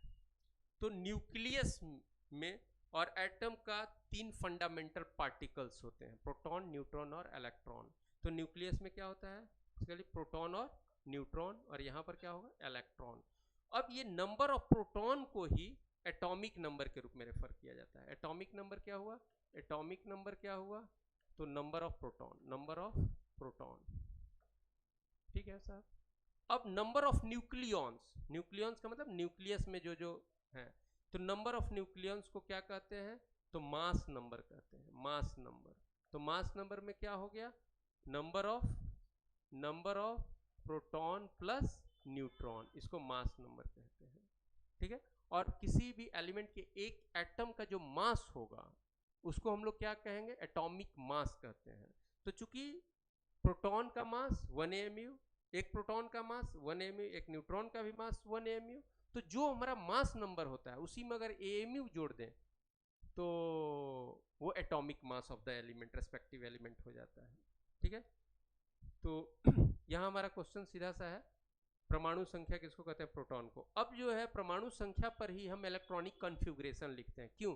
क्योंकि सामान्य रूप से जब आपका एटम उदासीन है, उस पर कोई चार्ज नहीं है, तो जितना प्रोटॉन उतना इलेक्ट्रॉन, तो प्रोटॉन की संख्या के बराबर इलेक्ट्रॉन, तो इलेक्ट्रॉनिक कॉन्फ़िगरेशन उससे लिखाएगा। या फिर कोई चार्ज है तो उसके हिसाब से इलेक्ट्रॉन की संख्या को हम घटा बढ़ा के देख लेते हैं। तो एटॉमिक कॉन्फ़िगरेशन किससे लिखते हैं ऐसा अगर कहे तो हम परमाणु संख्या के आधार पर ही लिखते हैं। लेकिन इलेक्ट्रॉनिक कॉन्फ़िगरेशन का मतलब क्या हुआ? नंबर ऑफ इलेक्ट्रॉन को कॉन्फ़िगराइज कर रहे हो ना। लेकिन अगर पूछेगा कि परमाणु संख्या क्या, तो ये बेसिक है, तो ये नंबर ऑफ प्रोटॉन पर डिसाइड होता है। नेक्स्ट क्वेश्चन हम लोग देखें, यानी नेक्स्ट क्वेश्चन यानी क्वेश्चन नंबर 22 हमारा होगा। अब क्वेश्चन नंबर 22 आपके सामने क्वेश्चन नंबर 22 है। फिर उसी क्वेश्चन से थोड़ा सा मिलता जुलता क्वेश्चन है, ड्यूटेरियम किसका समस्थानिक है? ड्यूटेरियम जो है किसका समस्थानिक है, ये क्वेश्चन था, फिर आ जाएगा। ड्यूटेरियम किसका समस्थानिक है?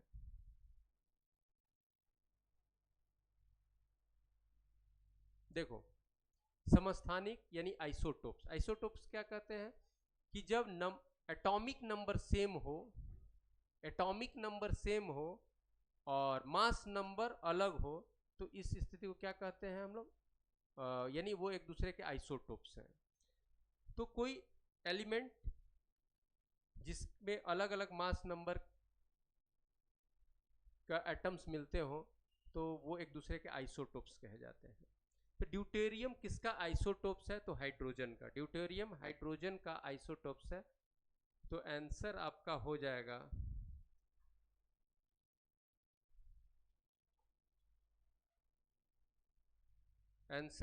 हम लोगों का डी, हाइड्रोजन का। अब देखो हाइड्रोजन का 3 आइसोटोप्स होता है।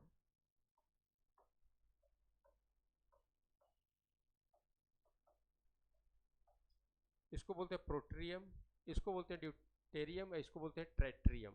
ये जो हाइड्रोजन है यही एक मतलब कि एक्सेप्शन है कि इस हाइड्रोजन के न्यूक्लियस में सिर्फ एक प्रोटॉन होता है, यहाँ कोई भी न्यूट्रॉन नहीं होता और एक इलेक्ट्रॉन होता है।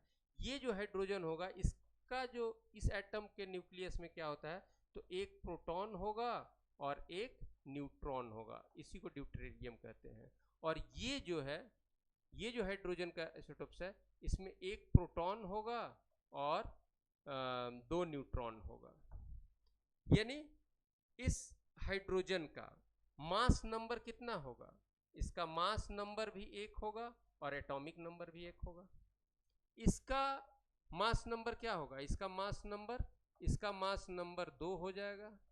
इसका मास नंबर क्या होगा? इसका मास नंबर 3 हो जाएगा। इसका मास नंबर 3 हो जाएगा जैसा कि दिखाया गया है। तो ड्यूटेरियम किसका समस्थानिक? ये क्वेश्चन ये भी हो सकता है हाइड्रोजन के कितने समस्थानिक होते हैं, हाइड्रोजन के कितने आइसोटोप्स होते हैं? तो 3। हाइड्रोजन के तीनों आइसोटोप्स का नाम क्या है? प्रोट्रियम, ड्यूटेरियम और ट्रेट्रियम। तो ड्यूटेरियम किसका आइसोटोप्स है? किस एलिमेंट का आइसोटोप्स है? ड्यूटेरियम किस एलिमेंट का आइसोटोप्स है? तो आंसर होगा हाइड्रोजन। नेक्स्ट क्वेश्चन की तरफ हम लोग चलेंगे और क्वेश्चन नंबर 23, निम्न में से कौन सदिश है? बहुत सिंपल सा क्वेश्चन है कि इसमें से वेक्टर कौन है?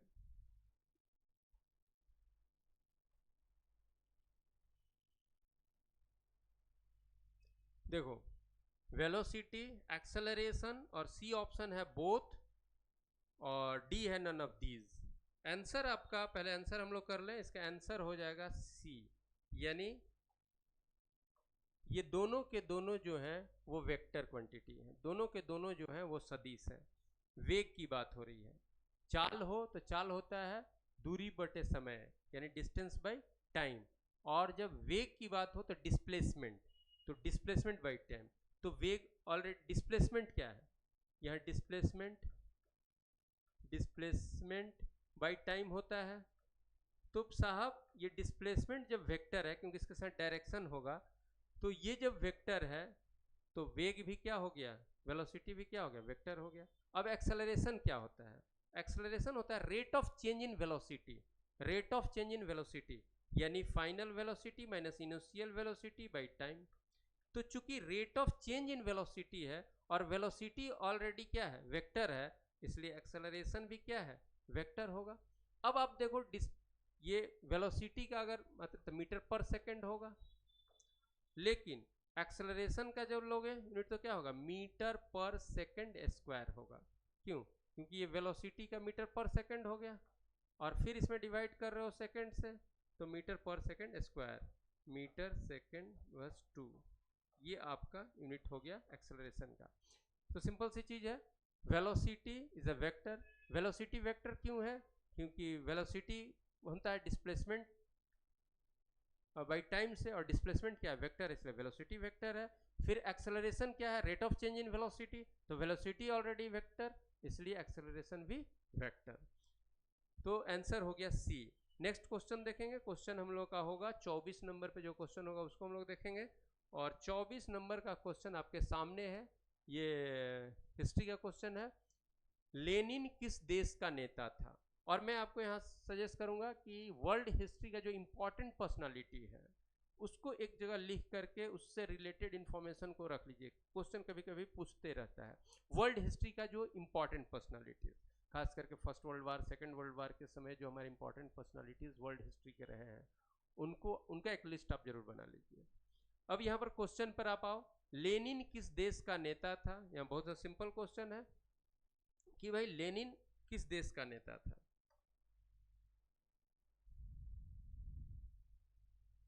आंसर होगा बाबू, लेनिन रूस का था। लेनिन कहाँ का था? रूस का।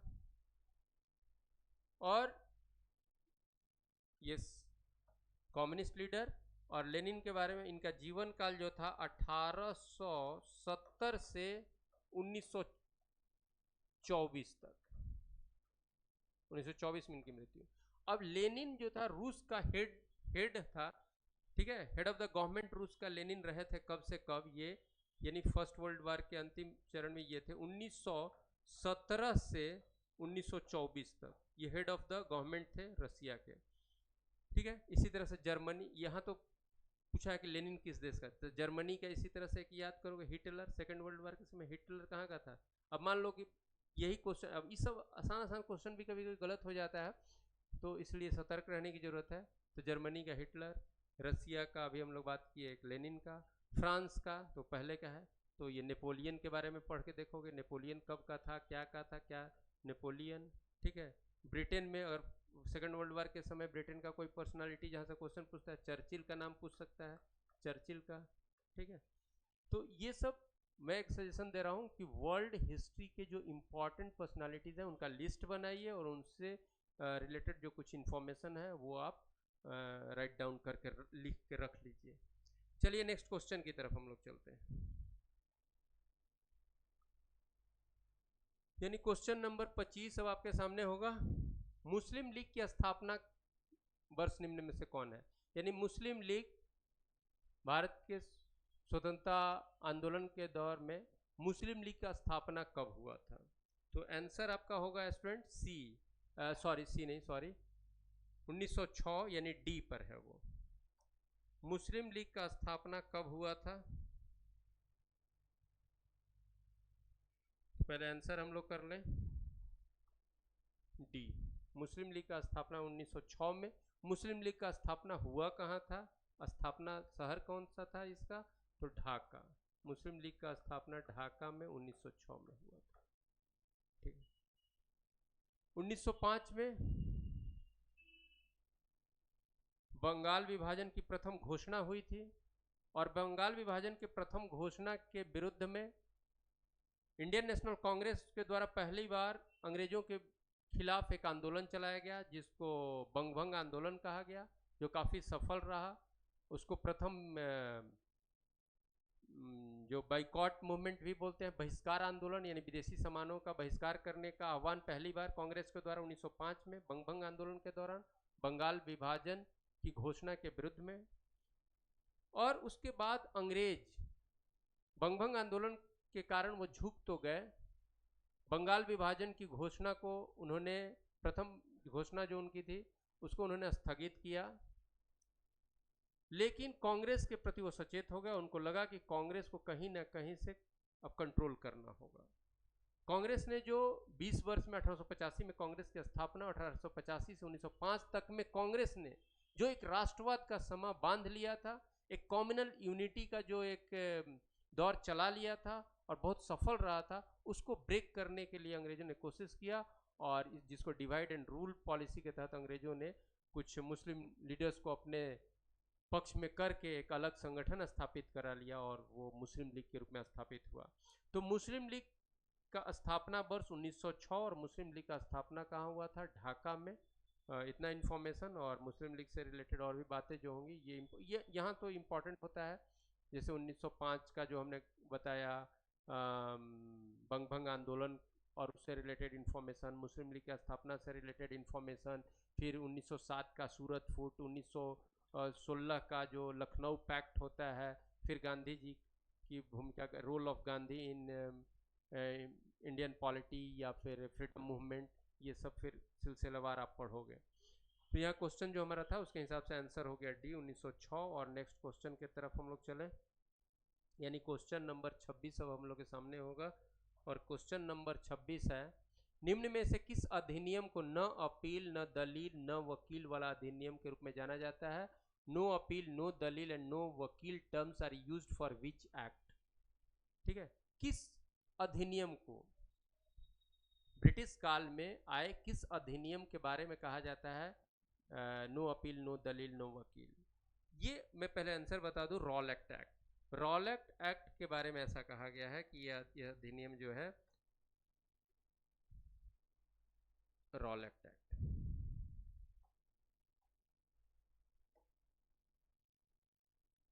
देखो, फर्स्ट वर्ल्ड वॉर के समय भारत के क्रांतिकारियों के द्वारा खास करके पंजाब क्षेत्र में क्रांतिकारी गतिविधियां काफी तेज कर दी गई थी, और फर्स्ट वर्ल्ड वॉर के बाद अंग्रेज इन क्रांतिकारी गतिविधियों से काफी गुस्से में थे, और क्रांतिकारियों पर नियंत्रण करने के लिए, क्रांतिकारियों को कुचलने के लिए एक उन्होंने बड़ा ही सख्त एक्ट लाया जिसको रॉलेट एक्ट कहा गया। और इस एक्ट में पुलिस को बहुत अधिकार दे दिया गया।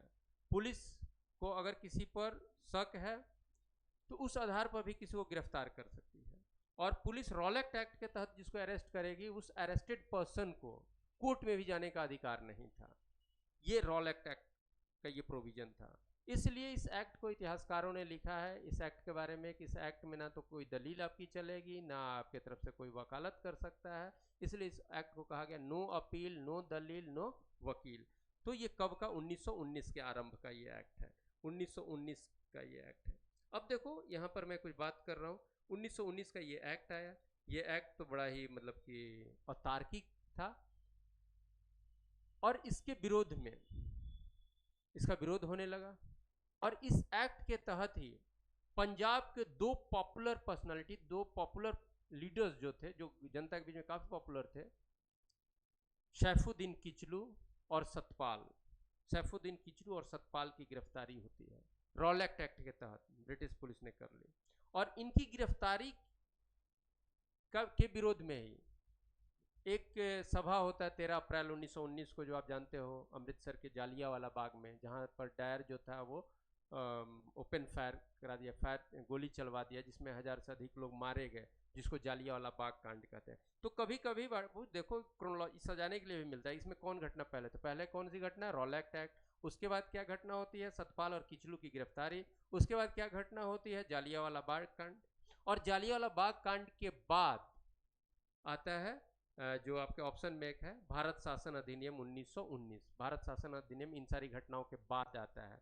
और भारत शासन अधिनियम कब का? 1919 का जो भारत शासन अधिनियम है, एक चीज मैं यहाँ बता दूं, इस अधिनियम को मॉन्टेग्यू चेम्सफोर्ड अधिनियम भी कहते हैं। आप याद रखोगे, ब्रिटिश काल में जो भी हमारे एक्ट आए हैं उसमें दो ही एक्ट है जिसके साथ किनका नाम जुड़ा हुआ है।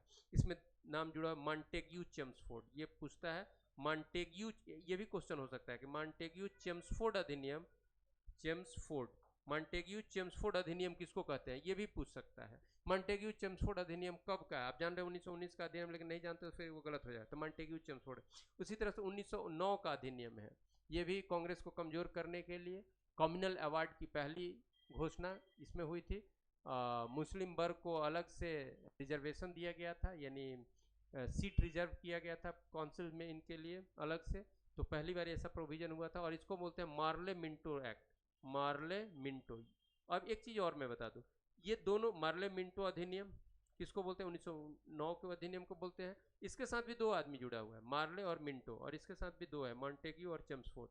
ये जो मार्ले थे उसमें भारत सचिव थे, secretary of state for India, कहाँ? लंदन में होता था, जिसको भारत मंत्री भी बोलते थे। और मिंटो जो थे यहाँ वायसराय थे। यहाँ पर भी मॉन्टेग्यू पहला जो है, दोनों में पहला नाम जो है वो भारत सचिव का, मॉन्टेग्यू भारत सचिव, secretary of state for India, और चेम्सफोर्ड जो थे उस समय के वायसराय थे।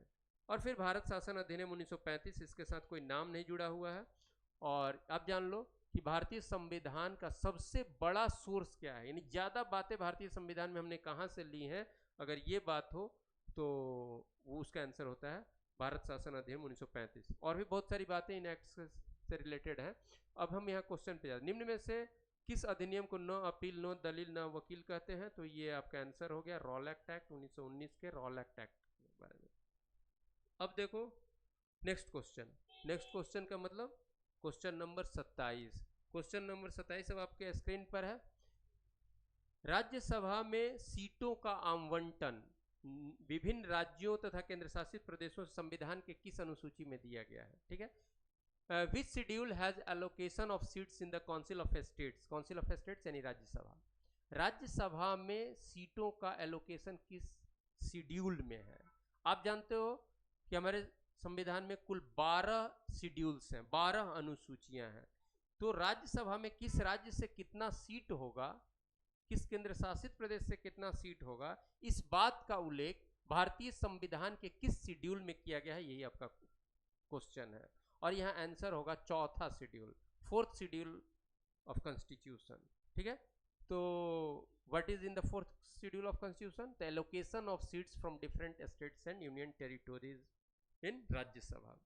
तो राज्यसभा में सीटों का आवंटन विभिन्न राज्य और केंद्र शासित प्रदेशों से किस अनुसूची में इसका उल्लेख किया गया है? तो चौथी अनुसूची में। ये भी पॉपुलर क्वेश्चन है, बहुत बार पूछा हुआ क्वेश्चन है, तो आपका आंसर होगा 4th शेड्यूल। अब देखो, जो मेरा सजेशन कि भाई ये 12 शेड्यूल को कम से कम शॉर्ट में तो याद ही रखोगे किस शेड्यूल में क्या है, जो क्वेश्चन हमेशा पूछता है। तो 12 शेड्यूल है।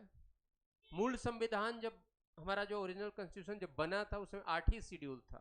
कितने शेड्यूल बढ़ गए? 4 बढ़ गए। 9वीं शेड्यूल बढ़ी, 10वीं बढ़ी, 11वीं, 12वीं। अब 9वीं शेड्यूल को कब जोड़ा गया, 10वीं को कब जोड़ा गया, 11वीं कब, 12वीं कब, और किस बात के लिए जोड़ा गया, ये सब चीजें भी आपको एकदम याद रहनी चाहिए। पहला शेड्यूल संघ और राज्य क्षेत्रों का उल्लेख है।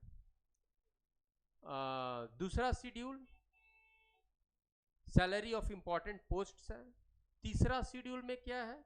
तीसरा शेड्यूल में ओथ फॉर्मेट, मुख्य पद पर क्या शपथ प्रारूप है, वो दिया है तीसरा में। चौथा शेड्यूल जो है allocation of seats in Rajya Sabha from different states and union territories, ये कहा चौथा में। पांचवा शेड्यूल क्या है? तो ट्राइबल रीजन के एडमिनिस्ट्रेशन से रिलेटेड स्पेशल प्रोविजन, यानी special provision about tribal region. 6th schedule क्या है? तो special provision about tribal region of north east state, ऐसे याद कर सकते हो, खास करके मेघालय और असम। ठीक है, तो पांचवा हमने क्या, चौथा, छठा क्या बताया? तो special provision about tribal region of north east का। सातवां में क्या है? तो 3 लिस्ट है, यानी सब्जेक्ट का बंटवारा, सेंट्रल लिस्ट, स्टेट लिस्ट और कंकरेंट लिस्ट। ये 3 लिस्ट और रेस्पेक्टिव सब्जेक्ट्स का उल्लेख किसमें? 7th शेड्यूल में। 8th शेड्यूल में क्या है? लैंग्वेज। कितना लैंग्वेज है 8th शेड्यूल में? 22 है। 10th शेड्यूल में अभी 9th शेड्यूल में क्या है? तो लैंड रिफॉर्म एक्ट, और 9th शेड्यूल जुड़ा कब? 1951 में। 10वां शेड्यूल अभी क्या है? एंटी डिफेक्शन लॉ है 10वीं अनुसूची में। लेकिन एक चीज यहां पर स्टूडेंट्स आप गौर करोगे, 10वीं अनुसूची एक बार पहले भी जुड़ी थी और समाप्त हुई, और फिर ये बाद में जुड़ी है। तो सिक्किम को भारत संघ में मिलाने के लिए पहली बार 10वीं अनुसूची जोड़ी गई, और जब सिक्किम को पूर्ण राज्य का दर्जा दिया गया तो फिर उस 10वीं अनुसूची को समाप्त किया गया। फिर एंटी डिफेक्शन लॉ जब राजीव जी के समय आया, एंटी डिफेक्शन लॉ, दल बदल विरोधी कानून के लिए फिर 10वीं अनुसूची जोड़ी गई। तो इसको आप याद रखोगे। फिर 11वीं अनुसूची जो पंचायती राज, और 12वीं अनुसूची जो नगर निकाय। तो ये 12 अनुसूची को शॉर्ट में आप याद रखोगे किस अनुसूची में क्या है, या किस ऐसा क्वेश्चन। उसी तरह का ये क्वेश्चन है कि allocation of seats in Rajya Sabha किस शेड्यूल के तहत है, किस शेड्यूल में है? तो आपका आंसर होगा 4th शेड्यूल, तो आंसर डी होगा। अब नेक्स्ट क्वेश्चन की तरफ हम लोग चलेंगे। नेक्स्ट क्वेश्चन यानी क्वेश्चन नंबर 28। और क्वेश्चन नंबर 28, अच्छा, राज्यसभा में सदस्यता के लिए न्यूनतम आयु कितना निर्धारित किया गया है? ये यहां पर इंग्लिश में देखो, what is the minimum age for the membership of Rajya Sabha. तो आयु कितना निर्धारित है? आय नहीं, आयु। ठीक है, वहां नीचे वर्ष में ही है, इसलिए कोई कंफ्यूजन की बात नहीं है। तो to be a member in Rajya Sabha आपको कम से कम आपका एज क्या होना चाहिए, यही क्वेश्चन आपका है। तो यहाँ आंसर होगा 30 वर्ष। आंसर क्या होगा? 30 वर्ष।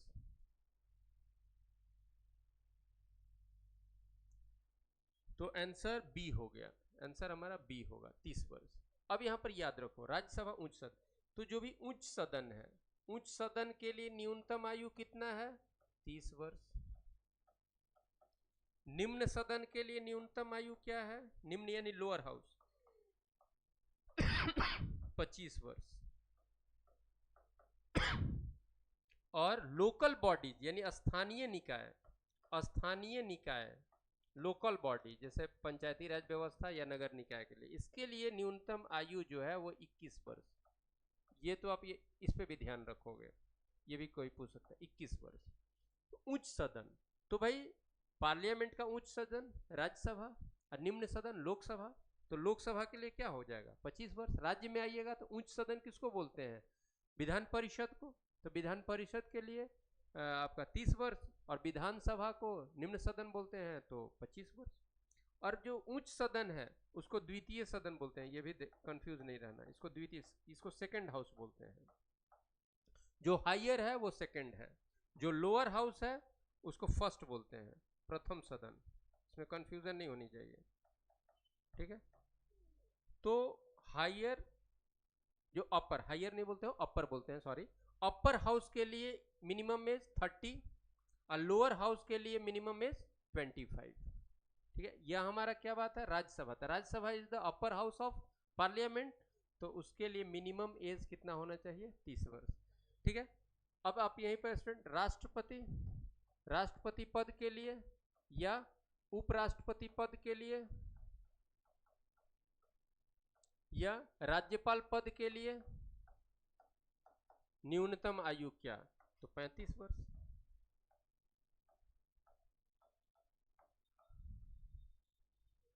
चलिए नेक्स्ट क्वेश्चन देखेंगे, यानी क्वेश्चन नंबर 29। और क्वेश्चन नंबर 29 आपके सामने है, भारतीय संविधान में नागरिकता से संबंधित उपबंधों का उल्लेख संविधान के किस भाग में है। Provision about citizenship are given in which part of Indian constitution. तो पहले आंसर की बात करें, आंसर होगा पार्ट सेकंड, यानी भाग 2। भाग 2 में नागरिकता से संबंधित प्रावधान है, भाग 2 में नागरिकता से संबंधित प्रावधान है, तो आंसर हो जाएगा भाग 2, यानी भाग 2 कहां पर है, बी ऑप्शन पर, आंसर हो गया बी।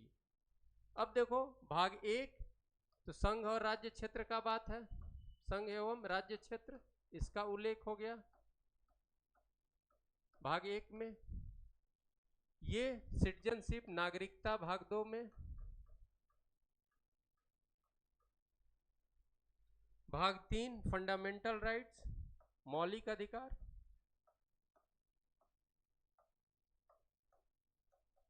और भाग 4 राज्य के नीति निर्देशक तत्व, राज्य के नीति निदेशक तत्व, निदेशक तत्व, यानी directive principles of state policy, DPSP, ये कहाँ, भाग 4 में। अब देखोगे बाबू, अब इसका आर्टिकल रेंज, तो इसका आर्टिकल रेंज 1 से 4 हो गया। पार्ट 2 का आर्टिकल रेंज, यानी नागरिकता से संबंधित जो बेसिक जो आर्टिकल्स है वो कहाँ है, आर्टिकल 5 से 11 है। फंडामेंटल राइट्स का आप जानते हो, आर्टिकल रेंज 12 से 35 है, 12 से 35, 12 से 35। और directive principles of state policy का जो है वो क्या है, तो 36 से 51। अब देखो मैं एक सजेशन आपको दूंगा, ये आर्टिकल, आज का जो क्वेश्चन का अभी तरीका चल रहा है, ये 51 तक का आर्टिकल, एक एक आर्टिकल आपको याद रहना चाहिए, एक एक आर्टिकल याद रहना चाहिए, ठीक है, पूरी तरह से। तो खैर क्वेश्चन की मैं बात करूं, भारत में नागरिकता से संबंधित उपबंधों का उल्लेख किस भाग में है, भाग 2 में, और उसका अनुच्छेदीय विस्तार क्या है, 5 से 11। और स्टूडेंट्स आपको ये भी जानना होगा 5 में क्या है, 6 में क्या है, 7 में क्या है, 8, 9, 10, 11 में क्या है, एकदम जानना होगा। और उसके बाद नागरिकता से संबंधित जो अन्य जो एक्ट है 1955 में आया, उसके बाद जो एक्ट है किसमें क्या हुआ, तो वो सब चीज को काफी सूक्ष्मता के साथ माइक्रो लेवल पर जाकर के आप अध्ययन कीजिएगा, तभी यहाँ पर सेफ जोन में रहिएगा, ठीक है। फिर ये directive principle of state policy आखिर है क्या, फंडामेंटल राइट्स क्या है, क्यों दिया गया है, ये क्या दिया गया है, इसमें काफी आपको देखना होता है। चलिए क्वेश्चन बड़ा सिंपल था, वो सिंपल क्वेश्चन, भारतीय संविधान में नागरिकता से संबंधित उपबंधों का उल्लेख संविधान के किस भाग में है, तो भाग 2 में। अब नेक्स्ट क्वेश्चन की तरफ हम लोग आएंगे, और नेक्स्ट क्वेश्चन यानी क्वेश्चन नंबर 30 जो जीएस का अंतिम क्वेश्चन होगा, राष्ट्रपति पर महाभियोग चलाने की प्रक्रिया का उल्लेख भारतीय संविधान के किस अनुच्छेद के अंतर्गत है, ठीक है। Which article of Indian constitution has procedure for impeachment of president. तो प्रेसिडेंट के खिलाफ महाभियोग चलाने की प्रक्रिया का उल्लेख किस अनुच्छेद में है, ये क्वेश्चन है। या महाभियोग, राष्ट्रपति के विरुद्ध महाभियोग की प्रक्रिया का उल्लेख कहां पर है, ये आपका क्वेश्चन है। तो आंसर होगा 61, आर्टिकल 61। तो आंसर सी होगा, आंसर सी। तो आर्टिकल 61 में महाभियोग। अब अन्य जो आर्टिकल है उसके बारे में, ये आर्टिकल 41 जो है, अभी हम लोग पिछले क्लास में देखे थे, पिछले क्वेश्चन में जो हम लोग देखा था कि आर्टिकल 36 से 51 क्या है, राज्य के नीति नहीं दे सकता। तो राज्य का नीति नहीं दे सकता तो क्या है, इन बातों से संविधान सरकार से लोक कल्याणकारी व्यवस्था के लिए कुछ अपेक्षा करती है कि सरकार को ये करना चाहिए। तो उसी में आर्टिकल 41 के तहत, आर्टिकल 41 के तहत संविधान राज्य से, यानी सरकार से, यहाँ राज्य का मतलब सरकार होगा, सिस्टम होगा। तो आर्टिकल 41 के तहत संविधान राज्य से यह अपेक्षा करती है कि लोगों को रोजगार दो, यानी काम दो, रोजगार दो, रोजगार, ऐसे वहां काम लिखा गया है।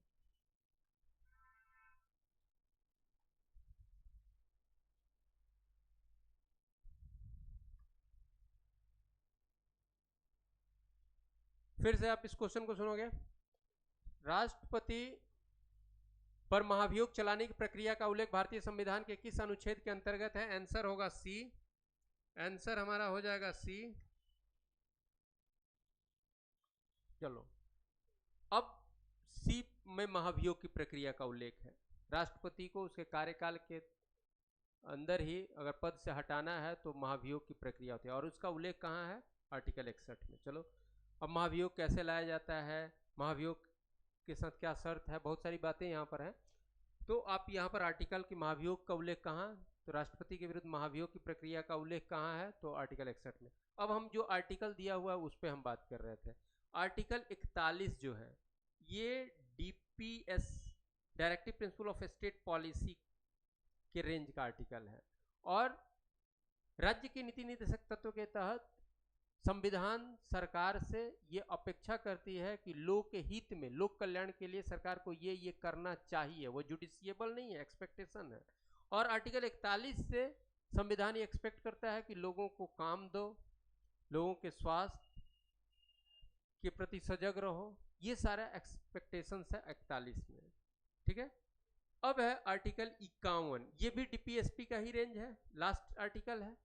और आर्टिकल 51 में देखोगे हमारे संविधान की बहुत ही खूबी कि हमारा संविधान सरकार से अपेक्षा करता है कि आप अंतर्राष्ट्रीय शांति के लिए कदम उठाते रहो, आप हमेशा अवेयर रहो अंतर्राष्ट्रीय शांति के लिए, अंतर्राष्ट्रीय शांति की स्थापना के लिए जो करना चाहिए वो हमारे सरकार को करना चाहिए, उसके अनुकूल काम करना चाहिए, उसके पक्ष में काम करना चाहिए। ये एक्सपेक्टेशन हमारे संविधान के आर्टिकल 51 से है, संविधान का एक्सपेक्टेशन है सरकार से।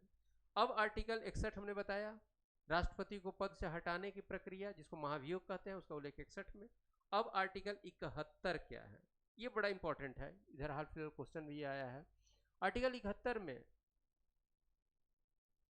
राष्ट्रपति या उपराष्ट्रपति को, राष्ट्रपति या उपराष्ट्रपति पद से संबंधित कोई विवाद अगर उत्पन्न हो जाए कि वो पद पर गलत तरीके से आए हैं, उनके चुनाव से संबंधित कोई विवाद आ जाए, any dispute related to president, election of president और vice president, any dispute related to president and vice president, उसका सॉल्यूशन कौन करेगा?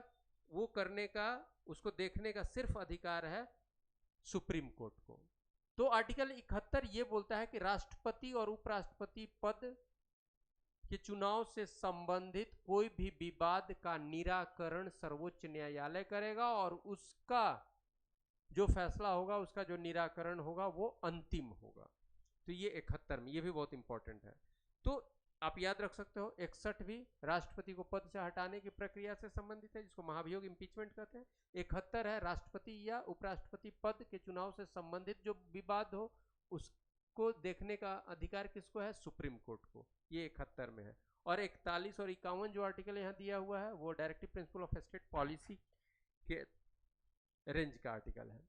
तो देखो हम लोगों ने 30 क्वेश्चन देखा, और ये 30 क्वेश्चन जो आपके सामने जीएस का रखा गया, ये बेसिक क्वेश्चन ही रखा गया था आपके एग्जाम में, एकदम आधारभूत क्वेश्चन। और जिस फील्ड से क्वेश्चन आता है उन्हीं फील्ड्स का जो आधारभूत बेसिक क्वेश्चन है उसको हम लोगों ने रखा। और यानी क्वेश्चन का जो सिलेक्शन है वो बड़ा लॉजिकल है। ऐसा नहीं कि क्वेश्चन को टफ करने के लिए या कुछ मतलब कि बहुत कुछ रटने वाली बात हो, वैसा कोई इन्फॉर्मेशन नहीं, जो हर फील्ड से। इससे आपको एक आइडिया तो आप ये लगा सकते हो इस 30 क्वेश्चन से कि क्वेश्चन कहाँ कहाँ से किस फील्ड से बनता है जीएस का। और फिर उससे रिलेटेड जो कॉन्सेप्चुअल चीज़ है उसको क्लियर रखो, कॉन्सेप्ट को क्लियर रखो, हर टॉपिक का कॉन्सेप्ट क्लियर रखो, जो सही इन्फॉर्मेशन है वो आपके पास होना चाहिए। फिर जीएस का जो हवा है ना वैसा कुछ नहीं है, आराम से आप जीएस में अच्छा स्कोर कर सकते हो और एक कॉन्फिडेंस लेवल में हमेशा रहोगे। हाँ, उसकी थोड़ी ज़रूरत है, सही गाइड में जाओ, सही जगह जाओ, और तरीके से। मैं एक बार फिर बता रहा हूँ, जीएस जो है वो अथाह नहीं है। जीएस में ज़रूरत है क्या पढ़ना है, से ज़्यादा ज़रूरी ये जानना है क्या छोड़ना है, और बड़ा लॉजिकल और सेलेक्टिव वे में जीएस को पढ़ना है। चलो, इन्हीं बातों के साथ ये डिस्कशन मैं समाप्त करता हूँ, और आपके ब्राइट फ्यूचर के लिए मेरी शुभकामना। Thank you again.